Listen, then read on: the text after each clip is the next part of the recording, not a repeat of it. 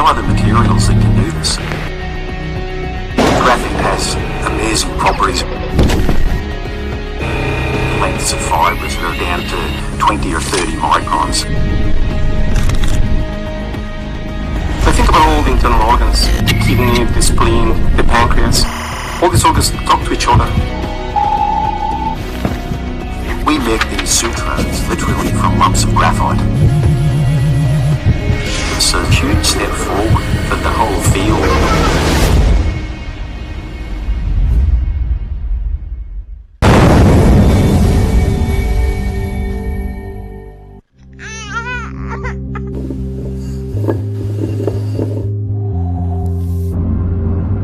We want to see each child reach their full potential in life. It's the only children's discovery space in the world that's located on a university campus. Our work is concentrated on those in rural and remote communities, working with vulnerable children who live in challenging circumstances.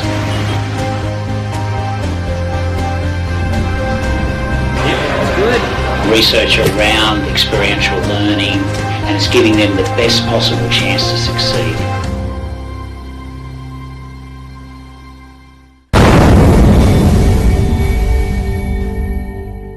In the race to stay one step ahead of infectious disease, we seem to be losing. To tackle health challenges in a more multidimensional way.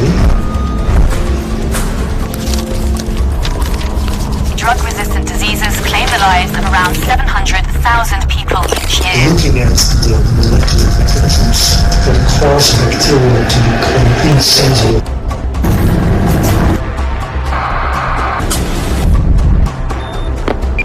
It has an immediate impact on healthcare.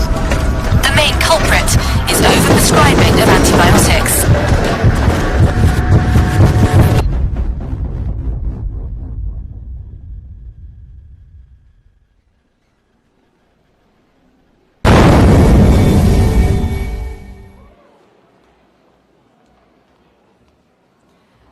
Hello and welcome to the UOW Big Ideas Festival 2019, our biennial community showcase of outstanding research underway at the University of Wollongong. We'd like to welcome distinguished guests, senior executive of the university and local dignitaries to the event. We'd particularly like to welcome our guest speaker tonight, Emeritus Professor Marie Smith, AC, from the University of Queensland. But most importantly, we'd like to welcome all of you, the audience, particularly those of you that have come to the University of Wollongong for the first time, or those of you that are joining us on the live feed. A very warm welcome to you all. I'm Professor Sue Bennett. And I'm Professor Andy Davis.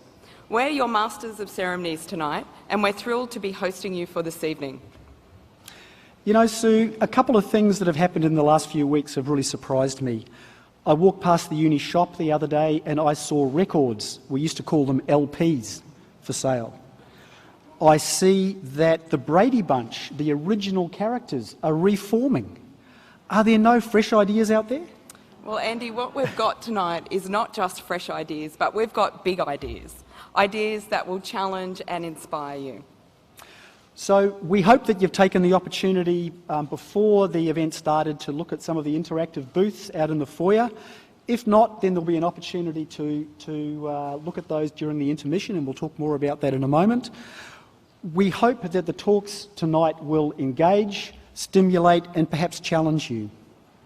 Your program provides a good overview of how the night will proceed, but in summary, we've got 2 sessions broken down by a 45-minute intermission. By keeping to time, the formal proceedings tonight should conclude by 9 p.m. Some notes on food and drinks. So you'll find on the back of your program there's a food voucher which you can use in the tents that are lined up outside. If you'd like to purchase additional food, then Relish, just to our left in the food court, is also open. And your red wristband will allow you to access drinks from the bar. Now, there may well be a bit of a pinch point during the intermission. The intermission will last for about 40 minutes. So we'd like you to be patient, but we hope there's an opportunity in that period for you to get a bite and enjoy the entertainment and perhaps talk to some of our speakers. And of course there are some procedural matters we need to talk to you about. So could you please switch your mobile phones to silent? We do want you to keep them on in case you get the urge to tweet, and you can use the hashtag UOW Big Ideas. Please only leave the room between talks, so basically that's any time that Andy and I are speaking. And in the unlikely event of an emergency, I've always wanted to be able to say that, you will find the emergency exits to the rear of the hall. Please proceed in an orderly fashion, and then we meet outside on the duck pond lawn. You're welcome to submit questions or comments to our speakers tonight. We'd like you to do that via the social media platforms, so via Twitter with the hashtag Big Ideas, or alternately the UOW Research Facebook page. And we'll put as many of those questions as possible to our speakers. That's all from us for the moment. Shortly, our Vice-Chancellor, Professor Paul Wellings, will give an opening address. But first, we would like to very warmly welcome Jade Kennedy to welcome us to his country and the Aboriginal land on which we meet. Jade, thank you.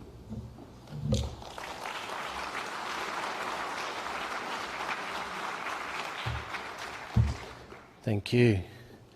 It's always a privilege for me to be invited to welcome you fellas to country. See, I stand here on behalf of my family, on behalf of my community, on behalf of my peoples. So thank you. Thank you for the opportunity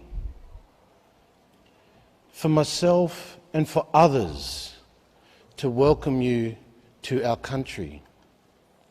But I do ask myself, is this moment where me or another Aborigine stands in front of you and says some words, I don't know, maybe sometimes they're a little bit funny, they might be insightful at times. Is it really changing anything? Am I just standing here and saying some things that make you feel better about you? And so I want to plant a seed. It's not a big idea, but I'm going to ask you guys to think about whether you're ready to undertake a practice of acknowledging. See, for us, this is an age-old custom. It's never actually looked like this until we institutionalised it and turned it into something like this. See, the welcome to country is a call and a response. And so when I welcome you, your responsibility, your respect, your reciprocity is to acknowledge. And so it goes like this. If I welcome you to my country, I'm welcoming you to a particular place, but I'm welcoming you to the intimate relationship that I have with this place. We call this country Yuin, we call it Dharawal, we call it Merigong. It's the place where the mountains meet the sea. So your responsibility is to acknowledge your relationship and the intimacy of that relationship to Yuin and Dharawal and Merigong. Your intimate relationship where the mountains meet the sea. But I'm also welcoming you to my family. And my family aren't just the people that you meet. My family includes the trees, the birds, the animals, the reptiles, the life in the sea. Your respect is to articulate for you and to acknowledge your relationship to these things. When I welcome you to my country, I'm welcoming you to my culture, the culture of this place and this people and the non-human things. Your responsibility, your respect, your reciprocity is to acknowledge your connection to the culture of this place. But it's also your responsibility, respect and reciprocity to acknowledge the journey of this place and its peoples and its culture. The story as to where you meet it today. We speak of this place and its journey starting with Warrabinji Nandagari and the dreamings that created this landscape. Where have you met this story in place and time? And how do you acknowledge that interconnectedness, the intimate relationship that you have with this place, with this peoples, with this culture, with this journey? It's not just for me to welcome you and say a few things. It's also for you, wherever you're sitting, whatever time of day, to use this opportunity to acknowledge in our way. And so I say to you, Yulanga, that is our word for welcome. And I say Yulanga, Yulanga, Yulanga Labu. And that is welcome, welcome, welcome you to me. Welcome to the lands of Guri. Welcome to the lands of Biribiri. Welcome to the lands of Warrabinji Nandagari. I've planted the seed.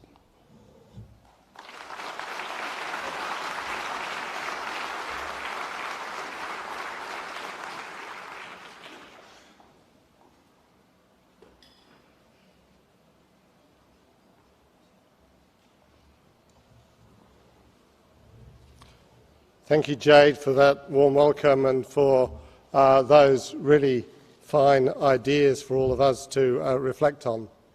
Distinguished guests, friends, ladies and gentlemen, it's a great pleasure to be here, and it's wonderful to gather again for what is our 4th UOW Big Ideas Festival, a showcase of world-class research underway here at the University of Wollongong. Thank you for joining us to celebrate the work that's making real-world impact in some of the most pressing issues confronting society today. UOW is a research-intensive university with an outstanding reputation for its learning environments across a broad range of disciplines. We attend to the needs of our communities and conduct regionally relevant research that also has a global impact. Most of the global rankings would now show that the university is in the top 250 universities in the world, and amongst the young modern universities we're ranked 16th in the world, and on social and economic impact ranked during the course of this year 13th in the world. We're especially proud of that last ranking, the Times Higher Education Impact Rankings, as those measure the social and impact of universities based on their success in delivering outstanding outcomes addressing the United Nations Sustainable Development Goals. We recently signed a university-wide commitment to meet and address the UN's Sustainable Development Goals, recognising the vital role universities play in addressing some of those great challenges. Tonight you're going to hear from 10 researchers who are contributing to our outstanding results. Additionally, you will hear some groundbreaking work from tonight's guest speaker, Emeritus Professor Marie Smith, AC, from the University of Queensland, a leading international researcher in biomedical discovery and translation with specialist expertise in the pain field. Wollongong and the Illawarra region should be immensely proud of their university's achievement and the significant brains trust that this region contains. UOW works on greater linkages between academia and industry to commercialise research and increase community awareness. We emphasise partnership and collaboration to deliver real-world impact. Tonight's event demonstrates our continued commitment to research quality and impact by inviting the community to share in the big ideas of some of our newly appointed professors. As a university, we realise that it's important to explain our research to communities. Sure, everyone can see the big buildings, our research centres, but people need to know what goes on inside them, the brilliant minds who are at work to help create change, and how that change will improve everyone's lives. We live in an age where experts are out of fashion with some potential leaders. I believe that this is a major failing of the way that we choose to use evidence. I'm sure tonight that you'll be inspired and engaged by the presentations, and I hope that you will leave this event feeling confident, as I do, that this university's academics and their research teams are delivering world-class research addressing some of the big issues of our time. On that note, it's my great pleasure to officially open to tonight's Big Ideas Festival. Welcome to UOW, and thank you for coming. Thank you very much.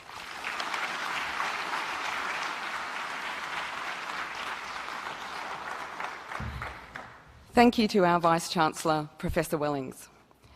Our first speaker for tonight is Professor Justin Yeobury. You may have seen him being interviewed on ABC TV's Australian Story.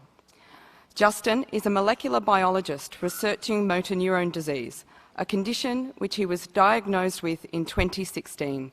Please welcome to the stage Professor Yeobury.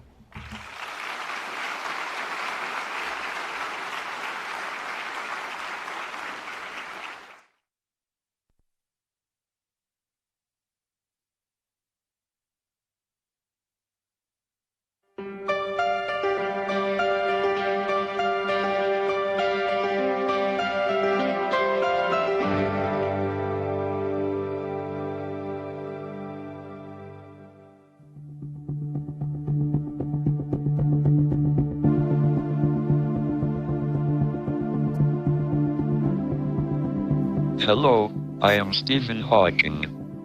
Last year I had the pleasure of meeting Justin Yeobury. Many of his close family members have died from motor neuron disease, the condition I was diagnosed with when I was 21. Justin has dedicated his life to studying the disease and searching for a treatment. This is Justin's story.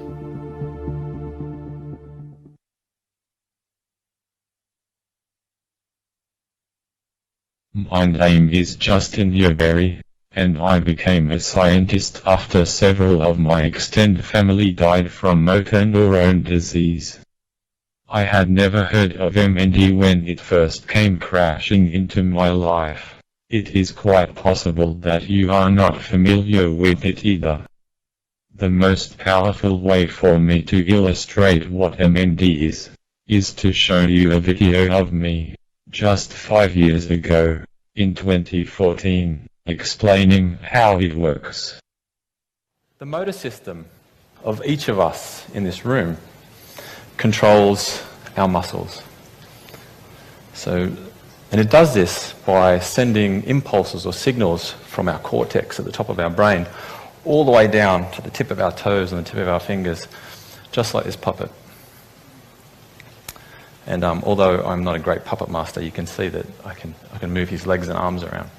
But if we cut those lines of communication between the controller and the limbs, you can see that falls limp, and we can no longer control it. If we do that to each of these, we can no longer control any of the movement of this puppet. And that's exactly what happens in motor neuron disease. There was then, and still is now, no effective treatment. Primarily because, for a long time not enough was known about the molecular causes of the disease. I wanted to know the answer to some pretty important questions about what the underlying molecular processes were that result in MND. That is what has driven me to this point. What was very clear at the time was that protein molecules were accumulating into deposits in dead or dying motor neurons. We call the process of proteins forming deposits aggregation.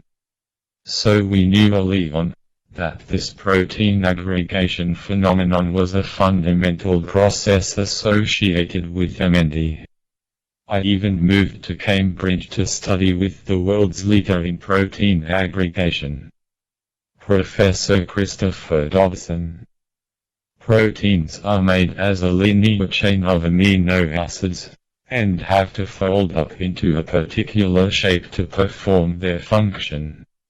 It is like a molecular origami for our proteins.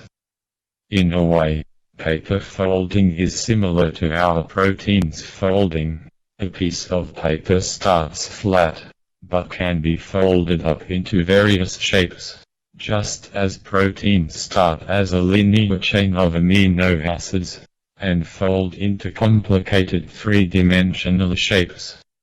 When a protein aggregates, it loses its shape, and stacks up onto other unfolded molecules.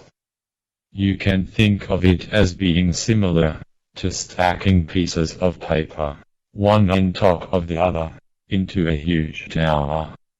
It is energetically favorable to stack both the paper and the proteins when they are unfolded.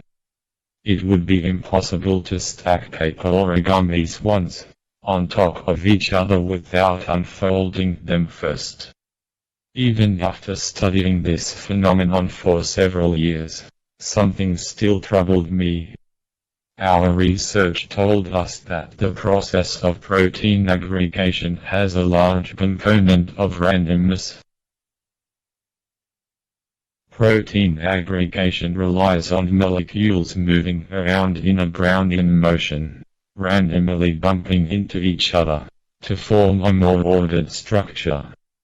But in contrast, neuron loss in MND is a very orderly process, seemingly starting at a focal point and spreading outwards. A clue to how to make sense of this came from outside the field of MND. I knew that there was a set of diseases that was associated with protein aggregation and that these aggregates were transmissible. These are called Prion diseases.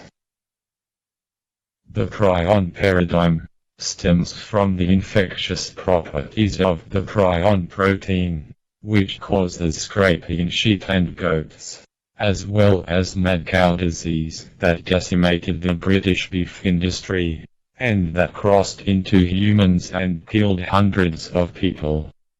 The extraordinary truth was that the prion protein could change shape, and the misshapen form is capable of converting the healthy form of the protein to the pathological form.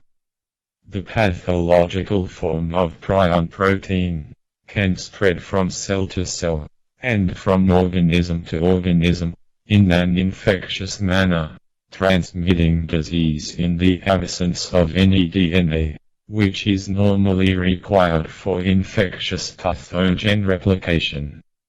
Additionally, the neuropathology of the prion diseases is highly similar to that of neurodegenerative diseases, including the hallmark characteristic of accumulation of proteins into aggregates.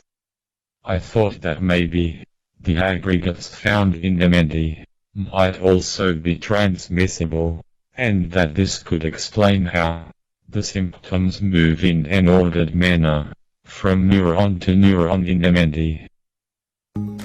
Justin is trying to understand the fundamental mechanisms that contribute to the progression of motor neuron disease. He's made some seminal observations in how motor neuron disease spreads from cell to cell, and he's come up with unique ways of understanding why motor neurons get sick. Justin is regarded as the world's expert in the application of proteostasis to an understanding of motor neuron disease.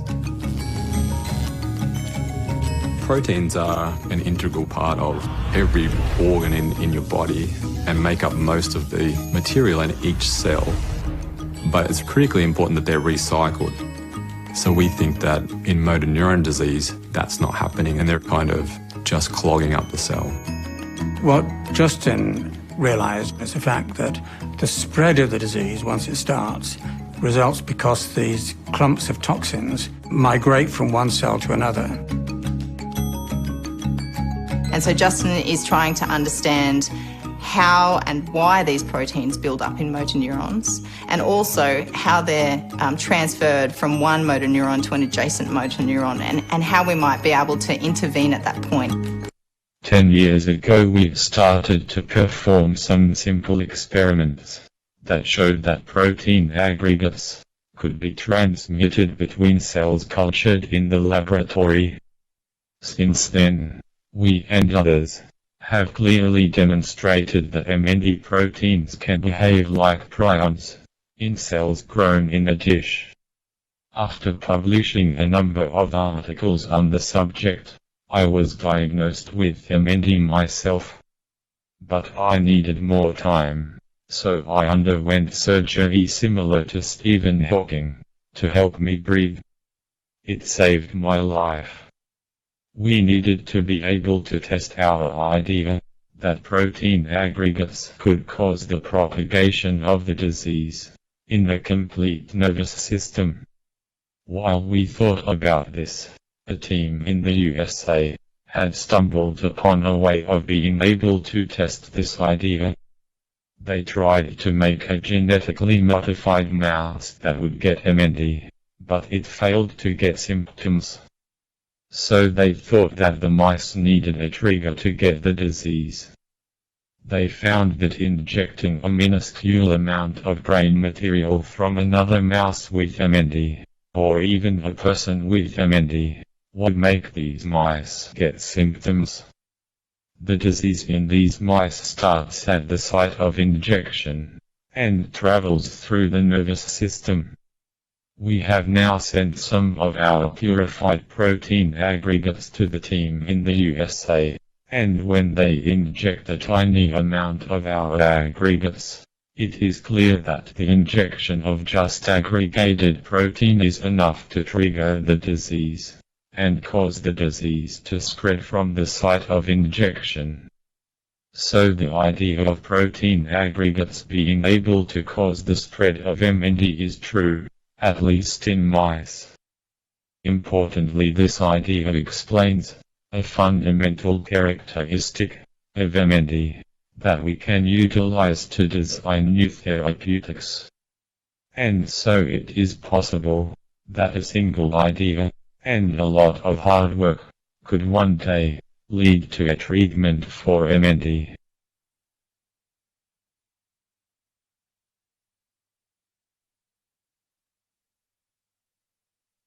Thank you for your attention. If you would like to know more, or learn how to donate to our work, please visit the IMRI and Molecular Horizons booths in the foyer at the Intermission.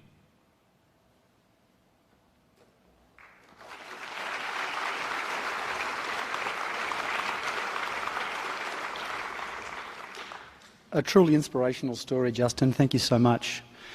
As Justin touched on, if you're interested in his research and that of his team, the amazing research that he's been doing with his team, then please visit the IMRI booth in the foyer at Intermission. It's now my great pleasure to introduce our second speaker of the night, and this is Professor Sarah O'Shea from the School of Education. Sarah is making an impact in educational equity, access and participation. So please join me in welcoming Professor Sarah O'Shea to the stage.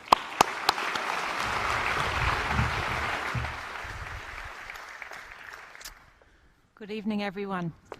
I'd like to start by asking if you would please turn to the person on your right and now turn to the person on your left.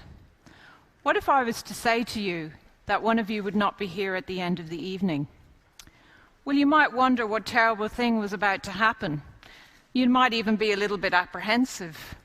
But at the end of the evening, you would go home to your family and life would go on, I promise. But let's rethink that statement, but this time in the context of a first-year lecture theatre.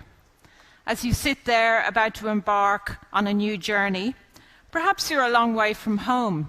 Maybe you're the first in your family to go to university, or maybe you've left a job to be there. How might you feel then?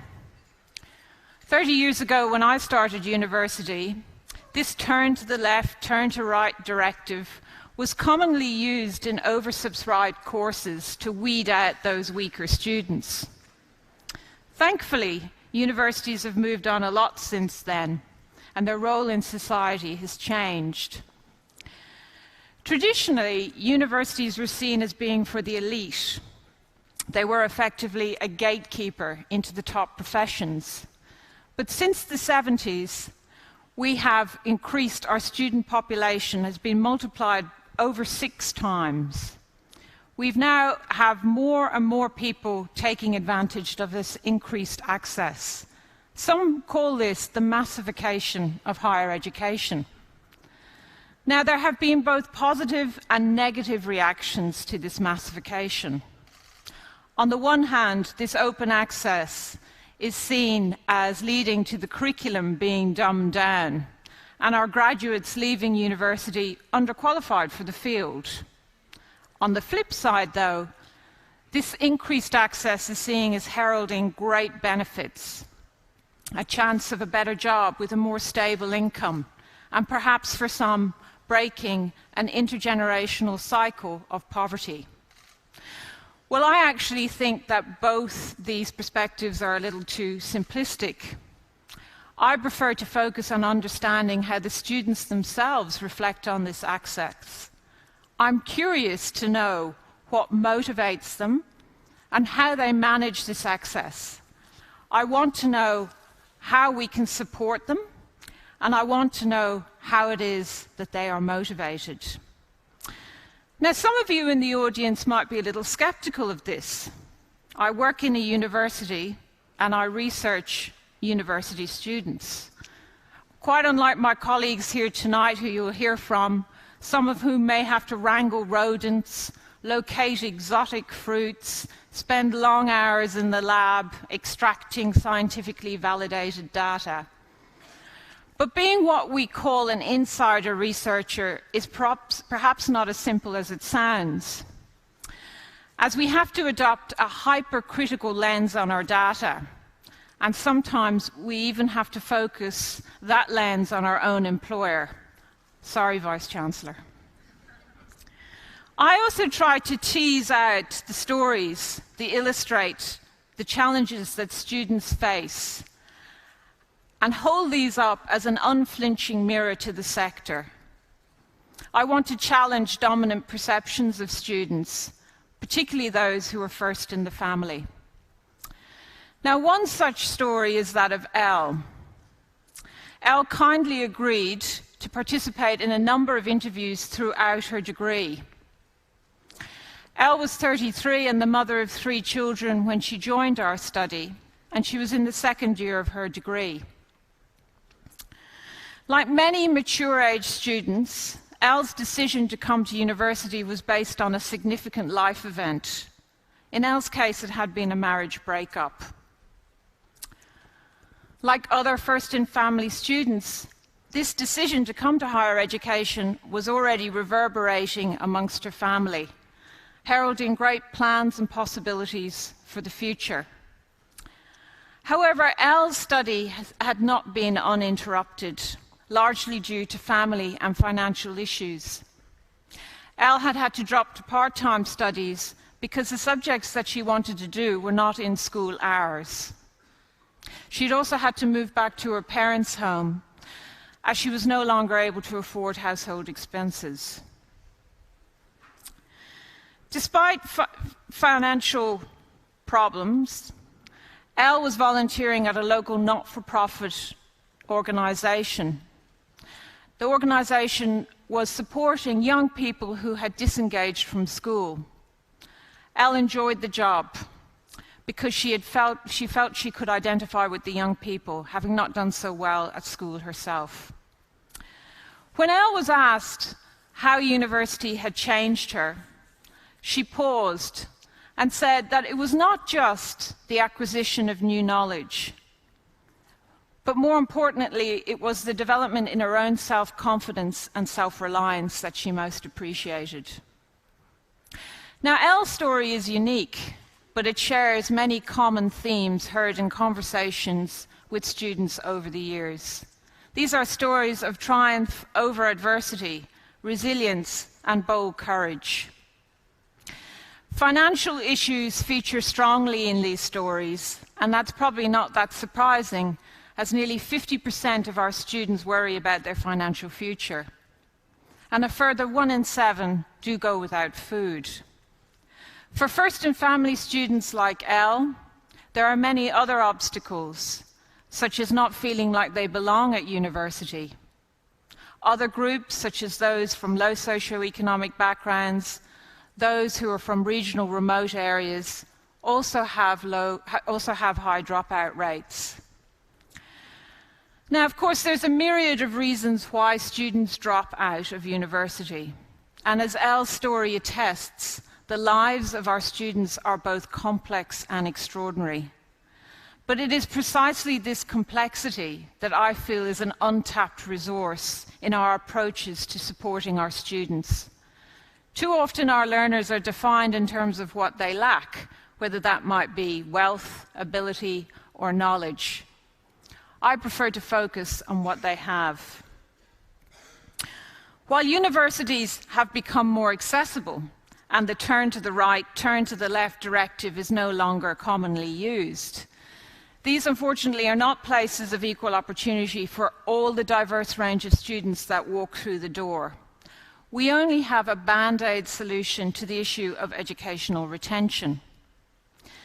Now, this might not be that surprising because many universities, obviously not UOW, are wedded to a very traditional view of students. One only has to Google the term university students to see that images of people like Elle are very much missing from those on display. My research, then, is exploring how we, as a sector, can better leverage the life skills and experiences that our learners arrive with to ensure that they succeed. My big idea, if you like, is that institutions radically rethink the problem at hand and to stop asking why it is that students leave university and instead focus on why it is they stay. Based on data collected with students across the whole Australian sector, I've developed a student persistence framework that is based upon the students' cultural capitals and capabilities that they said motivated and sustained them in their studies. This framework is informing practical initiatives that are designed to value and build upon the life experiences of our learners. In our last meeting with Elle, we asked her what it was that had enabled her to keep going, to soldier on, if you like. She paused for a minute and said that it was her unflinching desire to prove others wrong and to disrupt preconceived limitations on what her life would hold for her. The title of my presentation, Educating the Masses, is a deliberate play on words. We don't often think of the term mass in a positive way. Think of mass production, mass consumption. But as Elle's story and the experiences of many other learners indicate, this massification holds many opportunities, not only for learners and institutes, but also for family, society, and broader community. However, to make this work, we really do need to make changes in how we approach and think about difference and diversity. This needs to be viewed and treated as a resource rather than a limitation. This would allow us to walk alongside our students, enabling them to achieve success in their own terms and according to their own circumstances. Thank you.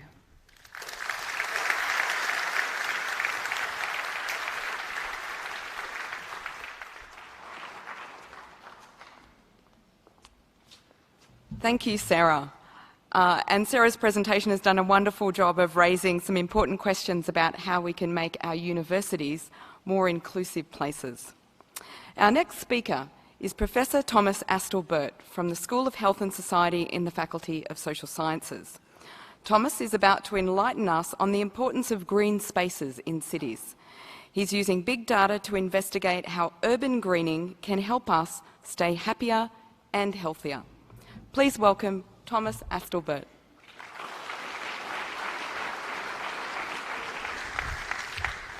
Thank you very much, Sue. Hello, everyone. Welcome. Isn't it great? My name is Thomas Astell-Burt. I'm the founding director of the Population Wellbeing and Environment Research Lab, or what we know locally as the Power Lab. Now, over 100 years ago, a poet called Joyce Kilmer wrote, "I doubt that I shall ever see a poem as lovely as a tree." Well, nowadays, of course, we don't just have poetry, but we have social media and the internet and smartphones and a whole heap of other things to take up our time. But still, I put to you that nature still finds a way to fascinate us like nothing else. The big idea I want to put forward tonight is that we can do a whole amount of good. We can do a whole lot in terms of promoting better health, well-being, and happiness among millions of people in Australia and around the world by conserving and restoring the green spaces, the parklands, the woodlands within our cities, especially the tree canopy. It's not just my big idea. This is an idea shared by many scientists around the world and also people who work in local councils and hospitals too, people who I work with in Western Sydney. Why do I mention Western Sydney, you may ask? Here's why. Now imagine that all 850 of us in the room, and plus all the folks who are watching at home too, were to get on a train. We were to get on the train in North Sydney Station. Before we get on that train, know this, that the prevalence of type 2 diabetes in the area around North Sydney, 2.1%. Let's get on that train. We're going to head westwards. We're going to head over to Strathfield. In Strathfield, the prevalence of diabetes is over twice where we just came from. It's at least 5%, maybe a bit higher. But our train has not finished yet. The end of the line for us is in Blacktown. For in Blacktown, this is where I do a lot of my work with people who work in the hospitals and local councils. In Blacktown, the prevalence of type 2 diabetes is at least 7%, but maybe a lot higher. I like making maps. This is a map I do not like. This is an abomination, this health inequality that's occurring on our watch, especially as it's entirely preventable. Now, on our journey further out west, as diabetes got higher, another thing happened. Tree canopy got lower. Coincidence, you may ask? I don't think so. My research, others too, my research here in Wollongong and also in Sydney using data on hundreds of thousands of people has shown us this, that those of us who live in areas where there's more green space, we tend to have better mental health, better general health, better sleep, better memory. We spend more time outdoors. We spend more time being physically active, going for walks, going for a run. We're more likely to be slimmer, we're less likely to be lonely, and we have a lower risk of developing type 2 diabetes, hypertension, and heart disease. From parks. Isn't that great? And this is after taking into account things like increasing age and low income and differences in education and other factors. Well, you may wonder, why is this the case? Well, we find even more positive benefits where there's tree canopy. Now, everyone here has probably experienced a nice hot day in Wollongong. Maybe tucking under some tree canopy provides some nice shade, a nice pleasant walk outdoors perhaps, as you can see over here. Green spaces with lots of trees, plenty of space to walk outside and have a chat with friends, rub shoulders and make new friends too.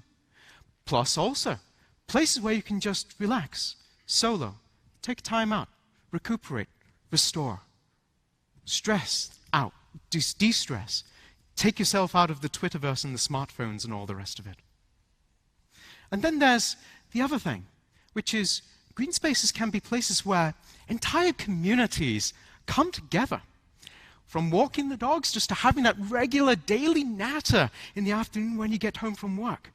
They can be places where we build nourishing, warm, long-term friendships and our social capital. And not just that, but in places where we can breathe a little bit more fresher air, we can escape the maddening crowd, and we can escape the smog of the motorways and the streets too. All these benefits from green spaces. So, you may be asking, well, Thomas, but it takes a long time to do this, right? Of course, you are right. There's that old proverb. To grow one tree, or the best time to grow a tree was 20 years ago. But the second best time to grow a tree is today. And ladies and gentlemen, we have great news to report. Earlier this year, not one, but two of the Premier's priorities announced were specifically in this area, to improve access to quality green space for everyone, and to improve and restore tree canopy within our cities also. This is how it's looking so far. Over $300 million invested in this. 5 million trees to be planted over the next 10 years. Ladies and gentlemen, this could be a game changer. This is really exciting. People are listening to the research that we're doing. It's very satisfying to see that our research is being consequential in our local communities. So my research going ahead is to say, these investments here, are they going to be keeping us healthy and out of hospital? And more than that, are they going to help us to minimize, narrow down, maybe even eliminate those health inequalities that I showed you earlier on the map? If this is of interest to you, contact us, let us know. If you are interested in collaborating with us, you want to come work with us in some capacity, you can use our results to drive change, then contact us, join us. The more the merrier. We're going to have a lot of fun along the way. After all, as Hilaire Belloc once wrote, from quiet homes and first beginnings out to those far undiscovered ends, there's nothing worth the wear of winning but laughter and the love of friends. Thank you very much.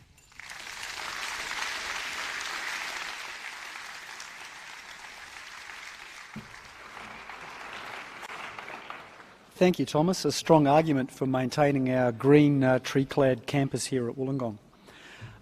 It's now my pleasure to introduce our next speaker, Professor Karen Shelton. Karen is a dietitian in the Faculty of Science, Medicine and Health, and she's interested in nutrition, brain health, and in particular how purple-coloured foods influence brain health. So please welcome Professor Karen Shelton.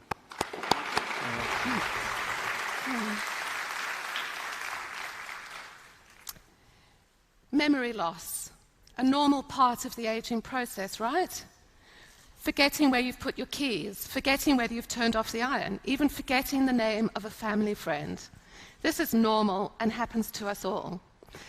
But memory that causes someone to lose their way, forget common words, or be less productive at work, this could indicate mild cognitive impairment.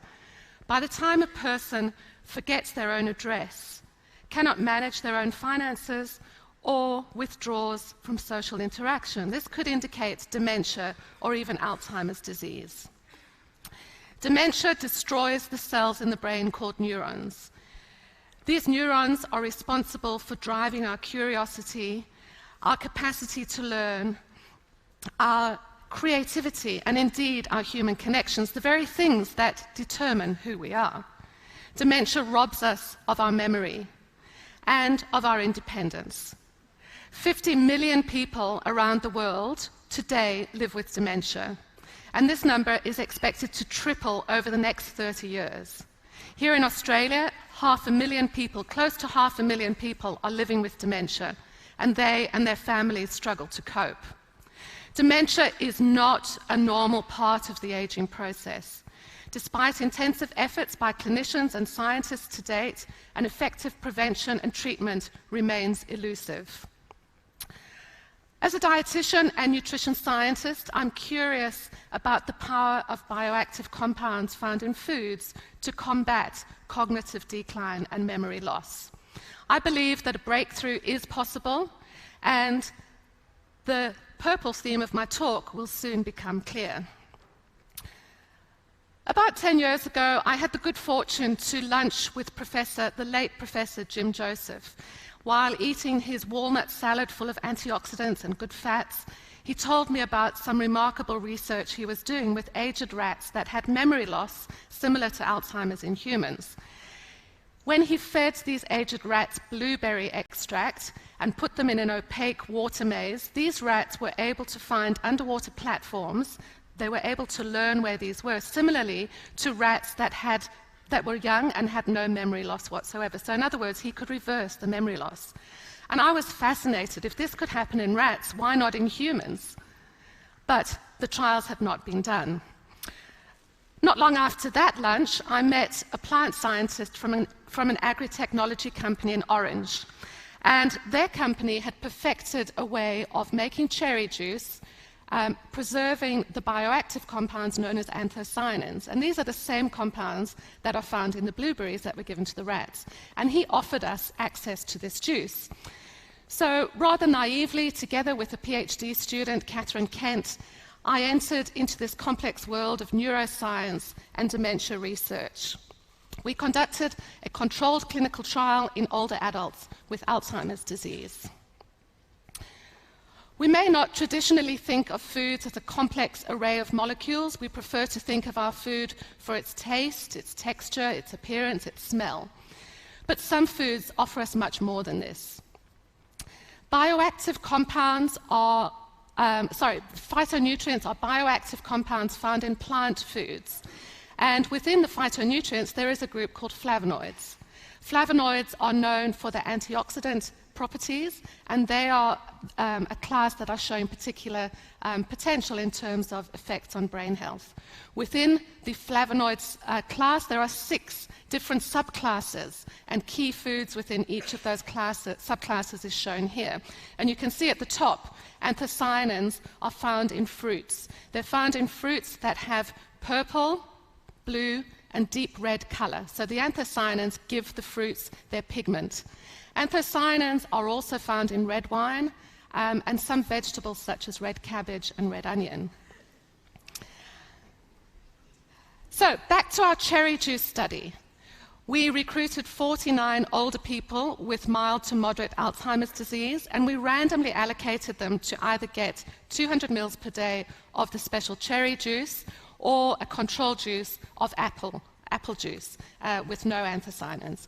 We followed people for 12 weeks. We asked them to consume this for 12 weeks daily. And we conducted a whole battery of cognitive tests.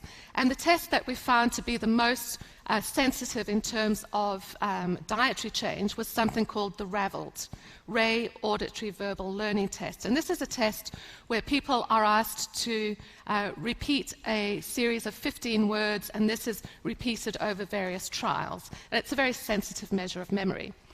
So, lo and behold, what did we find? If you have a look at the graph, the purple bar is the cherry juice group. We found an improvement in the number of words that people could remember after taking the cherry juice. This was evident at 12 weeks, but it was also evident at 6 weeks, after just 6 weeks. This was remarkable, and this was a world first, and to our knowledge, to date, remains the largest human trial of its kind. We've since moved on to work with other fruits. We work with the Queen Garnet plum, which is an Australian-bred plum that has double the anthocyanin content of normal plums. And there are many indigenous Australian fruits that are particularly high in anthocyanin content, and I've got a couple of pictures up there to show you, one of which is the Illawarra plum, a local plum. So it's too early to show you the results from our Queen Garnet plum studies, but what I can say is when we give 300 mils of pureed plum to healthy older people, we see a rapid decline in blood pressure over a period of 6 hours. And this may give us a clue as to the benefits in brain health. So how do they work? Anthocyanins work in several ways. First of all, they are antioxidants. They scavenge free radicals in the brain, prevent damage to the cells in the brain. They reduce inflammation in the brain. They also help prevent cell deaths of the neurons and prevent the sticky buildup of amyloid beta proteins that form the plaques that are common in dementia.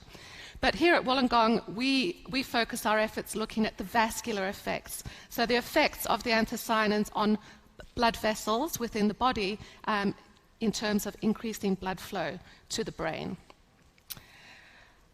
I'm not expecting you to look at this figure in any great detail, but I can hear the skeptics in the audience saying, well, how do you know it's actually the food? And that's a really good question, because food studies are complex. First of all, we need to understand the metabolism of the bioactive compounds. Anthocyanins are rapidly broken down in the gut, and this depends to a very large extent on having healthy gut microbiota. So you may have heard of the gut-brain axis. Anthocyanins are broken down into substances called metabolites, and these are rapidly excreted in the urine. So what we're doing now in all of our studies is measuring urine and blood concentrations to better understand the metabolism of these bioactive compounds. When I say cherries, what comes to mind? Christmas, I hear people whispering, well, that's because cherries are seasonal, as are all stone fruits.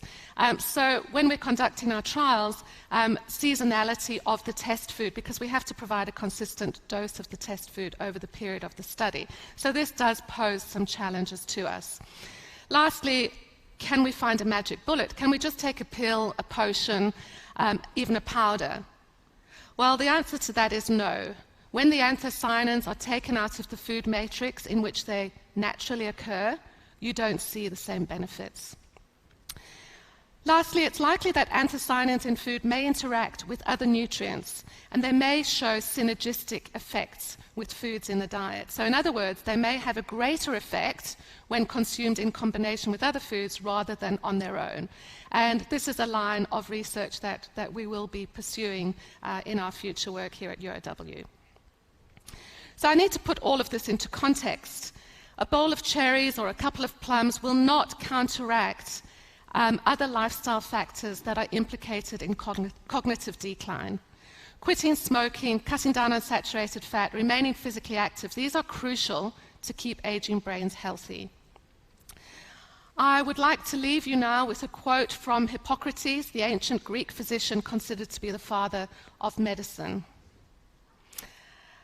So, ladies and gentlemen, my big idea is to stop or prevent progression of memory decline in its early stages through dietary approaches. Yes, the foods that we eat, the foods that are commonly available in the supermarket, not expensive drugs or complex therapies, but through plant-based foods. The future looks bright purple. Thank you.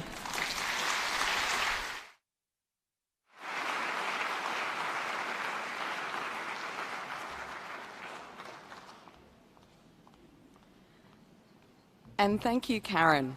For those of you who are interested in learning more about foods for better brain health, and why wouldn't you be, Karen will be at the research stall in the foyer during interval with some food samples. And I'd like you to note Karen's supreme professionalism in that she colour-coded herself with her talk this evening. Now it's time to welcome our final speaker for this first session, Professor Victoria Trainor from the School of Nursing. Victoria is on a mission to help nurses further develop the high-level skills they use in assessing and treating delirium, a condition that is often misdiagnosed as dementia. Please welcome Professor Victoria Trainor.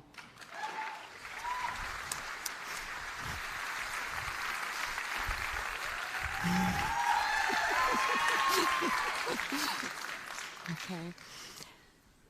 I'm here to talk to you today about the internationally innovative researchers in the Illawarra are leading. We've been doing this research for over 10 years, and we now have robust evidence about the untapped potential of nurses to reduce the effects of delirium and prevent the distress it causes older people and their families. Some of you might not know what delirium is, but as I begin to describe it, I'm sure it will feel familiar. Delirium is most often happens to young children and older people.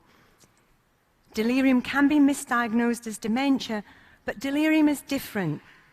If we diagnose delirium, delirium can be successfully treated. My focus on improving the lives of older people and their families began over 30 years ago in my first staff nurse role. And my research career began when I graduated with my PhD in Edinburgh. Fast forward, and 13 years ago, the Rainbow Lorikeets and North Gong Beach brought me to UOW, as well as an ambition to create a research-intensive school of nursing. We've certainly achieved that, and within our Aged and Dementia Health Education Research Group, we have a terrific team of clinical practitioners and academics making a difference in aged care. And our research has been replicated in North America, Taiwan, and across the UK. We have a genuinely collaborative approach, and that's what enables us to make a difference. I'm especially delighted to be presenting my research in the middle of the World Health Organization Nursing Now campaign, focused on improving health worldwide by profiling the role of nursing. Our nursing leaders have generated evidence that employing more nurses can reduce errors and improve patient outcomes. And our research in delirium care has demonstrated the untapped potential of nurses to reduce the hospital costs of delirium and improve patient outcomes. Delirium care is an important topic to focus on in older people. Over half of all older people who are admitted to hospital experience a delirium. My own personal experience of delirium is when my mum arrives from her long-haul flight. I have to say those economy seats have a lot to answer for. My mum needs motivated to get out and about. She does things in the wrong order.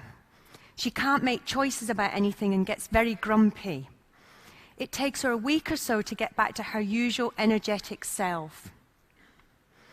The consequences of an undiagnosed delirium can be dire. Delirium delays recovery, increases treatment costs, and it increases the risk of an older person moving into a nursing home, and it can even cause their death. The common causes of delirium are an untreated infection, dehydration, the wrong medication, or a complication after surgery. These are all the classic domains of good nursing practice. And that's why our research has been successful, because we are empowering nurses to do what they do best. What's unique about our research is that we are enabling nurses to bring about real change that policy and education on their own can't achieve. The research we are doing is a nurse-led intervention that's embedding evidence-based practice into the everyday care of older people. When we start our research, we work with nurses, alongside nurses for about over several months. We provide opportunities for the nurses to learn new ways of diagnosing delirium. We provide education about delirium, but more importantly, we empower nurses to reflect on their existing knowledge and skills and discover new ways to improve patient outcomes. When we start a new phase of our research, we work with specialist local nurses to tailor-made the education that we'll deliver in their ward. and we recruit local champions to deliver that education. In our research, we focus our energy and time on building relationships to make sure the research we do is relevant to the ward where we're working. We want to make sure the improvements achieved are sustained long after the project is completed. And our approach is working. The research has been adopted in Sydney, the Illawarra, Taiwan, and next year we take our research to Bega. There is a lot of knowledge about dementia, a lot of research, but it continues to be missed. My team and I wanted to take the challenge on of reversing what's currently happening. We've developed an evidence-based solution to improving delirium care for older people in hospitals. We've added hands-on role-play simulation to our education work that we do.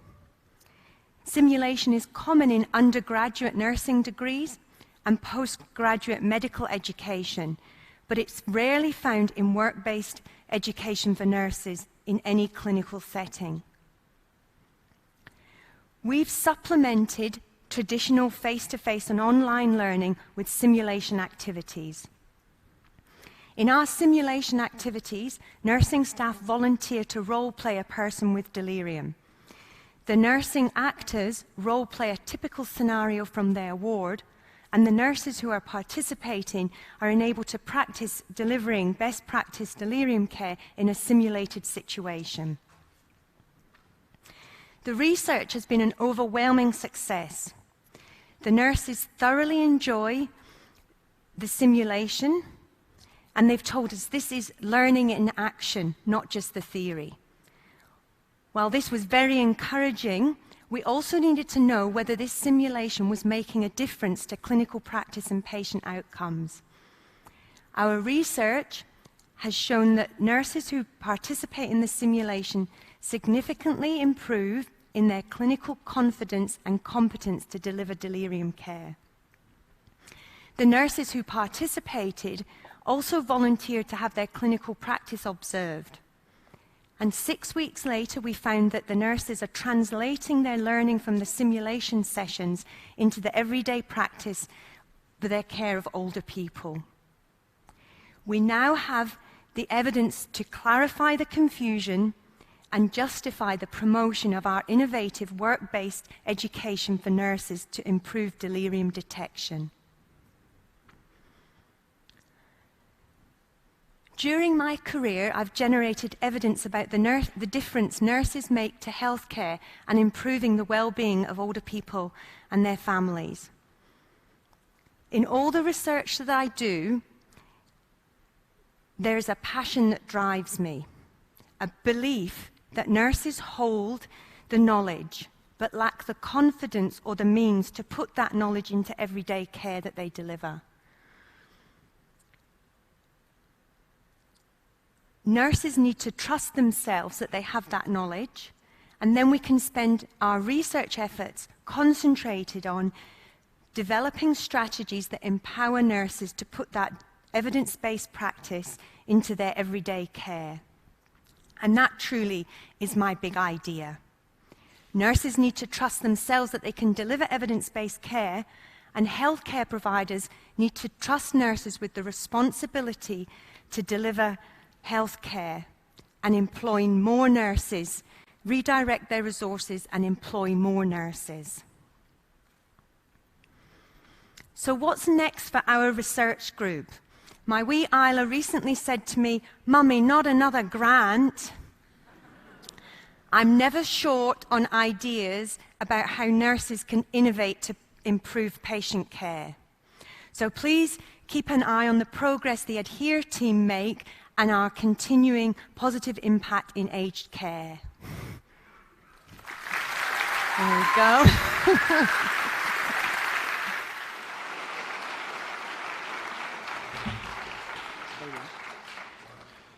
Vicky, thank you for sharing your research pathway with us. I must admit, I always thought Delirium was the name of a band. Yeah, anyway. Now, we've had a few questions via our social media platforms, so could I ask each of our presenters so far to return to the stage and take a seat on our Q&A lounge. We won't have a chance to answer all of the questions tonight, but those we can't answer we'll endeavour to answer at a later date on the UOW Research Facebook page. Of course, our speakers are happy to chat in person as well during the intermission, so please take advantage of that opportunity too. Our first question is directed at Justin Newberry, and it reads, why are researchers still using mice for scientific experiments? Are there no alternatives, Justin?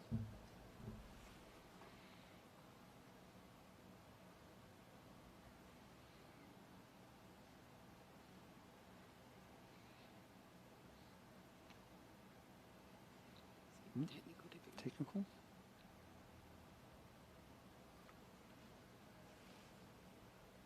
I think we might have something of a technical difficulty here. At the moment, there is no other way of studying the complexity of the brain and remaining nervous system. There is active research that aims to build brains in a dish, which is exciting, but we are still a way off being able to make three-dimensional mini-brains that fully recapitulate the complexity and connectivity of an actual brain. Fantastic. And our next question is to Sarah O'Shea. Sarah, given that we have significant student debt, should we be encouraging students to stay at university or should they leave? Good question. Tricky. We do have significant student debt. I think everyone should have the choice to go to university. And research has shown that university has huge benefits, not just materially, but also in terms of health, happiness, and, you know, as our story indicate, you know, the repercussions of her attending have been quite significant, not only for herself, but also more broadly. So, and also we know from research that it doesn't matter for how long you attend, that there are benefits to attending university even for, you know, without even getting the degree. So I think for me the answer is that really it's the choice, and we should offer students the choice and then support them as much as we can to achieve that success that they want. Thank you, Sarah. Thomas, our next question is to you. You've shown us the situation in relation to diabetes in the diabetes prevalence in the Sydney region. What's going on down here in Wollongong? Oh, okay. No, that's a good question. Okay, well, here in Wollongong, the prevalence of diabetes is about 5.1, 5.2%. If you go up through Thurul up to Stanwell Park, diabetes goes down to about 3.2. If you go down from Wollongong down to Dapto, it actually increases to well over 7, maybe 8%. And then down to Kiama, we go back down again to about 4. But I should point out that also we've got some really great stuff happening here in our patch with the local council introducing their own urban greening strategy over the next 20 years, consulting some of our research. So great things are happening on the urban greening front right here in Wollongong. Thank you, Thomas. Fantastic. And now we've got a question for Karen, and I have to say there's a little bit of self-interest in me choosing this question. It comes from a friend of a friend. What about red wine? Can I just have that instead of eating fruit? Oh, tempting as it may seem, Sue. Red wine is good for all sorts of reasons, not least its taste. However, you'd probably have to be drinking maybe 1 litre to 2 litres a day to get the brain benefits, and then I think the other problems perhaps with your liver may I don't think there's a good reason for that. But seriously, I mean, red wine doesn't just have anthocyanins, it also has other flavonoids called, one particular one is resveratrol, which has very good vasoactive, so it makes the blood vessels relax, which is good for the brain as well. So it's well known. I mean, we know that the Mediterranean diet, one of the main things in that diet is red wine. So a lot of the epidemiological evidence shows that, 1.5, maybe 2 glasses a day is pretty good. But the reason to have your fruit is not just for the anthocyanins. There's no superfood. I don't like that term superfood. Even as much as I love our Queen Garnet plums, I wouldn't call them a superfood because we can't just eat one food. We get nutrients from a whole range of foods. So fruit has fibre, it has vitamins, it has minerals, it has potassium. So what I would suggest is you have maybe your blueberries with your oats on a morning, and maybe have your red wine with, your coleslaw made of red cabbage later on. So one glass a night, yeah, great. I'm okay with that. Yeah, I think that's a tick for red wine. Yeah. Vicky, our next question is directed at you. It's quite a complex one. I hope you're ready for this. Do you think the nurses overperformed when they were being observed in practice? And what about in the longer term? And how do you know the learning will keep being used in practice? So in answer to the first part of that question, we also observed the nurses who didn't participate in the simulation, and we can honestly say nurses don't overperform when they're being observed. And I would love to be able to answer the second question with some grant money and extend our study to 4 years.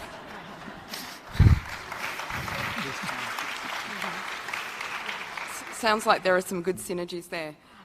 We've got a little bit more time for some further questions, so we're going to fit a few more in. So, Sarah, there's another question here for you, and it comes from somebody who says, I was the first in my family to come to uni and it never bothered me. Why should we support first-in-family students in particular? Okay, yeah, good question. I think that universities have changed over time and they're now very busy places, so that means that often students don't have the opportunity to make the social connections and, to spend time on campus. Some do, some may be going to work or they may have other commitments. So for first-in-family students, one of the reasons that they may, struggle a little bit in a university is that they don't have that guide on the side. They don't have that insider into how universities work. And so not having anyone to ask that question, and I take it from me, students never like to ask the lecturer any questions, I know.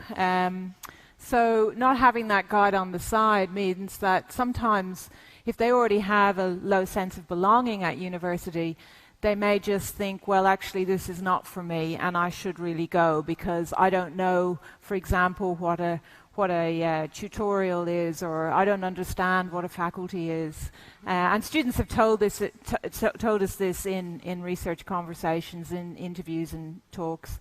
So that's why I think it's so important. And the other reason is, of course, that first in family is actually something that we should be celebrating. So UOW is doing this really well now. It's a celebration. It's, congratulations.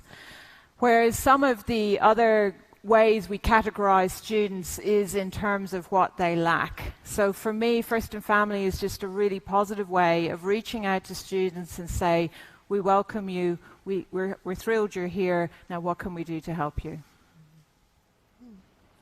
Thank you, Sarah. Our last question of this session is directed at Karen, and it's how much anthocyanin does the average Australian eat, and where do they come from in the diet? Thank you. Well, when we have a look at the National Nutrition Survey, which is sort of a big survey done across the entire country, it's estimated that about 25 milligrams per day, and to put this into context, our studies try and provide maybe sort of 150 to 200. So we're not getting up to pharmacological levels in our studies, but certainly Australia could do better to have more anthocyanins. Where do they come from? They come from the sources, obviously, that I've identified: berries and red cabbage, aubergine, eggplant, those kinds of foods. But that's just anthocyanins. But when we're thinking about flavonoids as a whole, overwhelmingly, 85% of flavonoids come from tea, black tea. So black tea is by far the biggest contributor to flavonoids. But just by adding a few extra fruits, as I said, to your cereal or making a smoothie, you can dramatically increase your intake by 5 to 10-fold. So that's what we're sort of aiming for in our studies. Well, it sounds like there might be an opportunity for you to team up with Thomas and draw some maps. Sounds good. Yeah, exactly. Yeah. Okay, folks, that wraps up our first session for this evening. So we can now move outside to enjoy the food and entertainment. Hopefully the weather's going to hold off. Before you do so, please join me in thanking our speakers from the first session.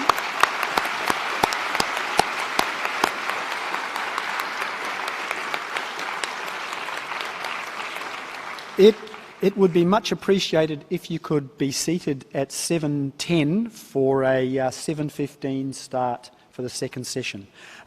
Enjoy your time, your break, re-energise, and we'll see you back here soon. Thank you.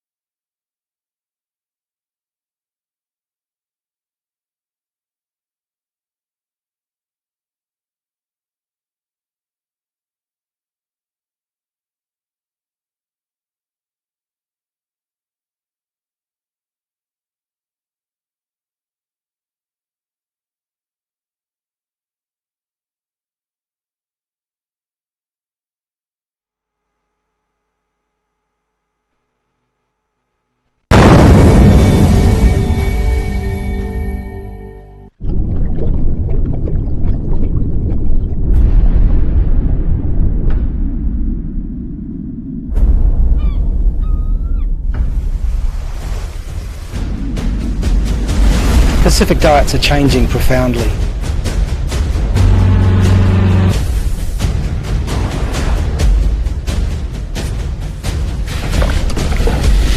Seeing the communities coming together, have that stewardship around their marine resources, engaging their neighbouring village. And if the meeting of those two bodies of knowledge means that they're better able to determine their future and better able to make the resources sustainable and have a greater quality of life.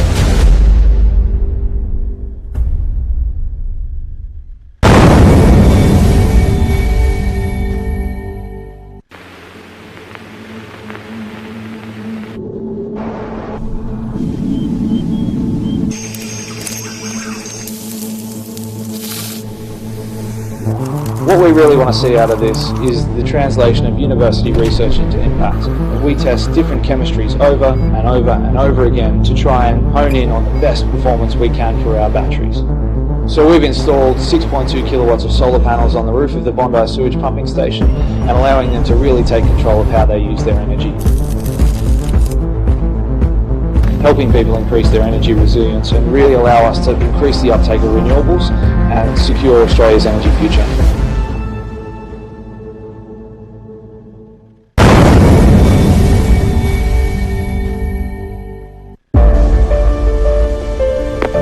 So who are we? Where do we come from? How do we know? We like to tell the story about when. What we're best at is telling time and coming up, developing, inventing new methods to construct that timeline. You go out and you look, and if you don't explore, you find nothing new, you know. It's a bit of adventure and discovery. It's not a bad thing.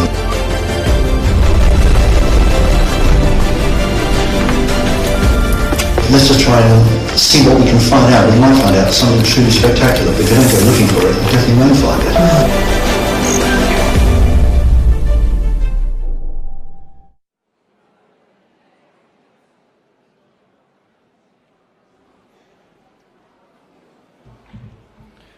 Welcome back, everyone.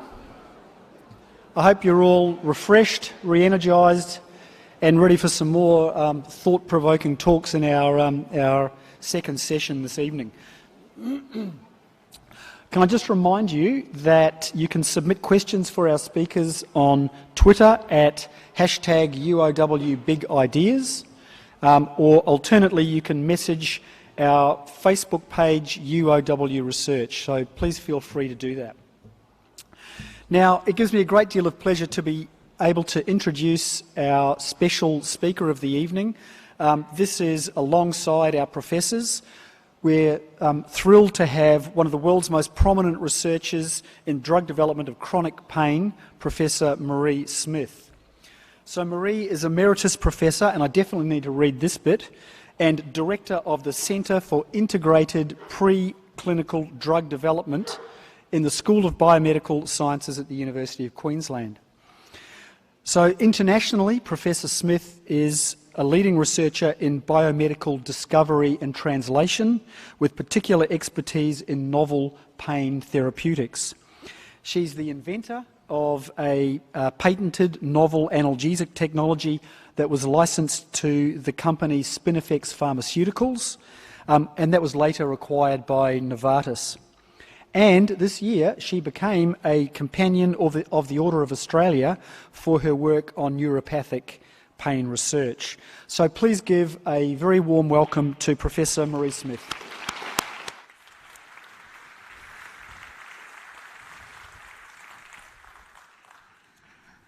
Thank you, Andy, for the kind introduction. And I'd like to begin by thanking Professor Jenny Martin, AC, and the organisers for the opportunity to be part of this fabulous festival showcasing a diverse array of research ideas. So tonight, in this presentation, I'd like to share with you the journey I've been on for about the past 15 years, aimed at discovery and development of a new painkiller for the treatment of nerve pain. But first, some background on pain and its impact on individuals and society. Pain is often described according to its duration. that is acute or chronic pain. Examples of acute pain are post-surgical pain or pain due to tissue trauma such as a sprained knee or a cut finger. Acute pain has a protective role, limiting movement to promote healing. Typically, acute pain gets better by itself as healing takes place. Chronic pain, on the other hand, is pain that persists for more than 3 months after surgery or an injury, or it may develop as the result of a disease process. Examples of chronic pain are chronic low back pain, osteoarthritis pain, and nerve pain, with nerve pain being particularly difficult to alleviate, and I'll come back to this. We may also define pain according to its severity, so mild, moderate, severe. Alternatively, we may be asked to rate our pain on a 10-point scale, with no pain on one end of the scale and worst pain imaginable at the other end of the scale. In Australia and many other countries, surveys show that pain affects 1 in 5 adults, with this rising to 1 in 3 for people aged over the age of 65 years. This means that at any one time in Australia, there are 3.24 million adults suffering from chronic pain. So it has very high impact. The cost of chronic pain is very high. In Australia, in 2018, the cost was estimated by Deloitte Access Economics to be $139 billion per annum when taking into account out-of-pocket expenses, health system costs, productivity losses, other financial costs, and reduced quality of life. In 2018, Australians paid $2.7 billion in out-of-pocket expenses to manage their pain, which equates to $22,600 per person with chronic pain. For the remainder of this presentation, I'm going to focus on nerve pain, a type of chronic pain that is particularly difficult to alleviate adequately. Following nerve injury, there's an ongoing barrage of abnormal firing of injured and adjacent non-injured nerve fibres into the outermost layers of the spinal cord. This constant barrage of abnormal nerve firing travels from the spinal cord to the brain, where it is interpreted as pain. There are also neuroplastic changes that take place in the brain and spinal cord to reinforce and amplify the ongoing pain signalling. Prescription medicines, including anti-epileptic drugs and antidepressants that are currently used to treat nerve pain, were originally developed to treat epilepsy and depression. However, these medications were found by clinical observation by doctors to alleviate nerve pain in some individuals. Antidepressant drugs alleviate nerve pain by boosting the endogenous pain relief system in our bodies, whereas anti-epileptic drugs alleviate nerve pain by dampening otherwise abnormal pro-pain firing of nerves in the spinal cord and brain. As I've said already, nerve pain is challenging to treat adequately. The clinically used anti-epileptic and antidepressant drugs work in about 30% of patients, and 30% pain relief is regarded as a treatment success. Unfortunately, these medications produce brain-related side effects such as drowsiness and dizziness that limit further dosage increases. This means there's a large unmet medical need for new painkillers that are highly effective and well tolerated for the relief of nerve pain. In the pain research community, there are two major schools of thought regarding how to go about discovery of novel painkillers for the improved treatment of nerve pain. The predominant school of thought is that it is essential to design molecules that can enter the brain and spinal cord so as to dampen the pro-pain firing of nerves in these tissues. The second school of thought, to which I subscribe, is to design molecules that are excluded from the brain and spinal cord and that alleviate nerve pain by dampening the otherwise abnormal barrage of firing of the injured nerve fibres and adjacent non-injured nerve fibres that feed into the spinal cord. This in turn, over time, will lead to a reduction in the otherwise amplified propane signalling in the brain and spinal cord. As such molecules are excluded from the brain and spinal cord, drowsiness and dizziness are avoided. In the past 20 years, most new molecules that showed promising pain relief in animal models of nerve pain failed to produce adequate pain relief when progressed into clinical trials in patients with nerve pain. One exception is EMA401, which not only alleviated nerve pain in animal models, but it also relieved nerve pain in patients suffering from post-herpetic neuralgia, a type of nerve pain that may develop as a long-term complication of the shingles, and that is very difficult to alleviate adequately.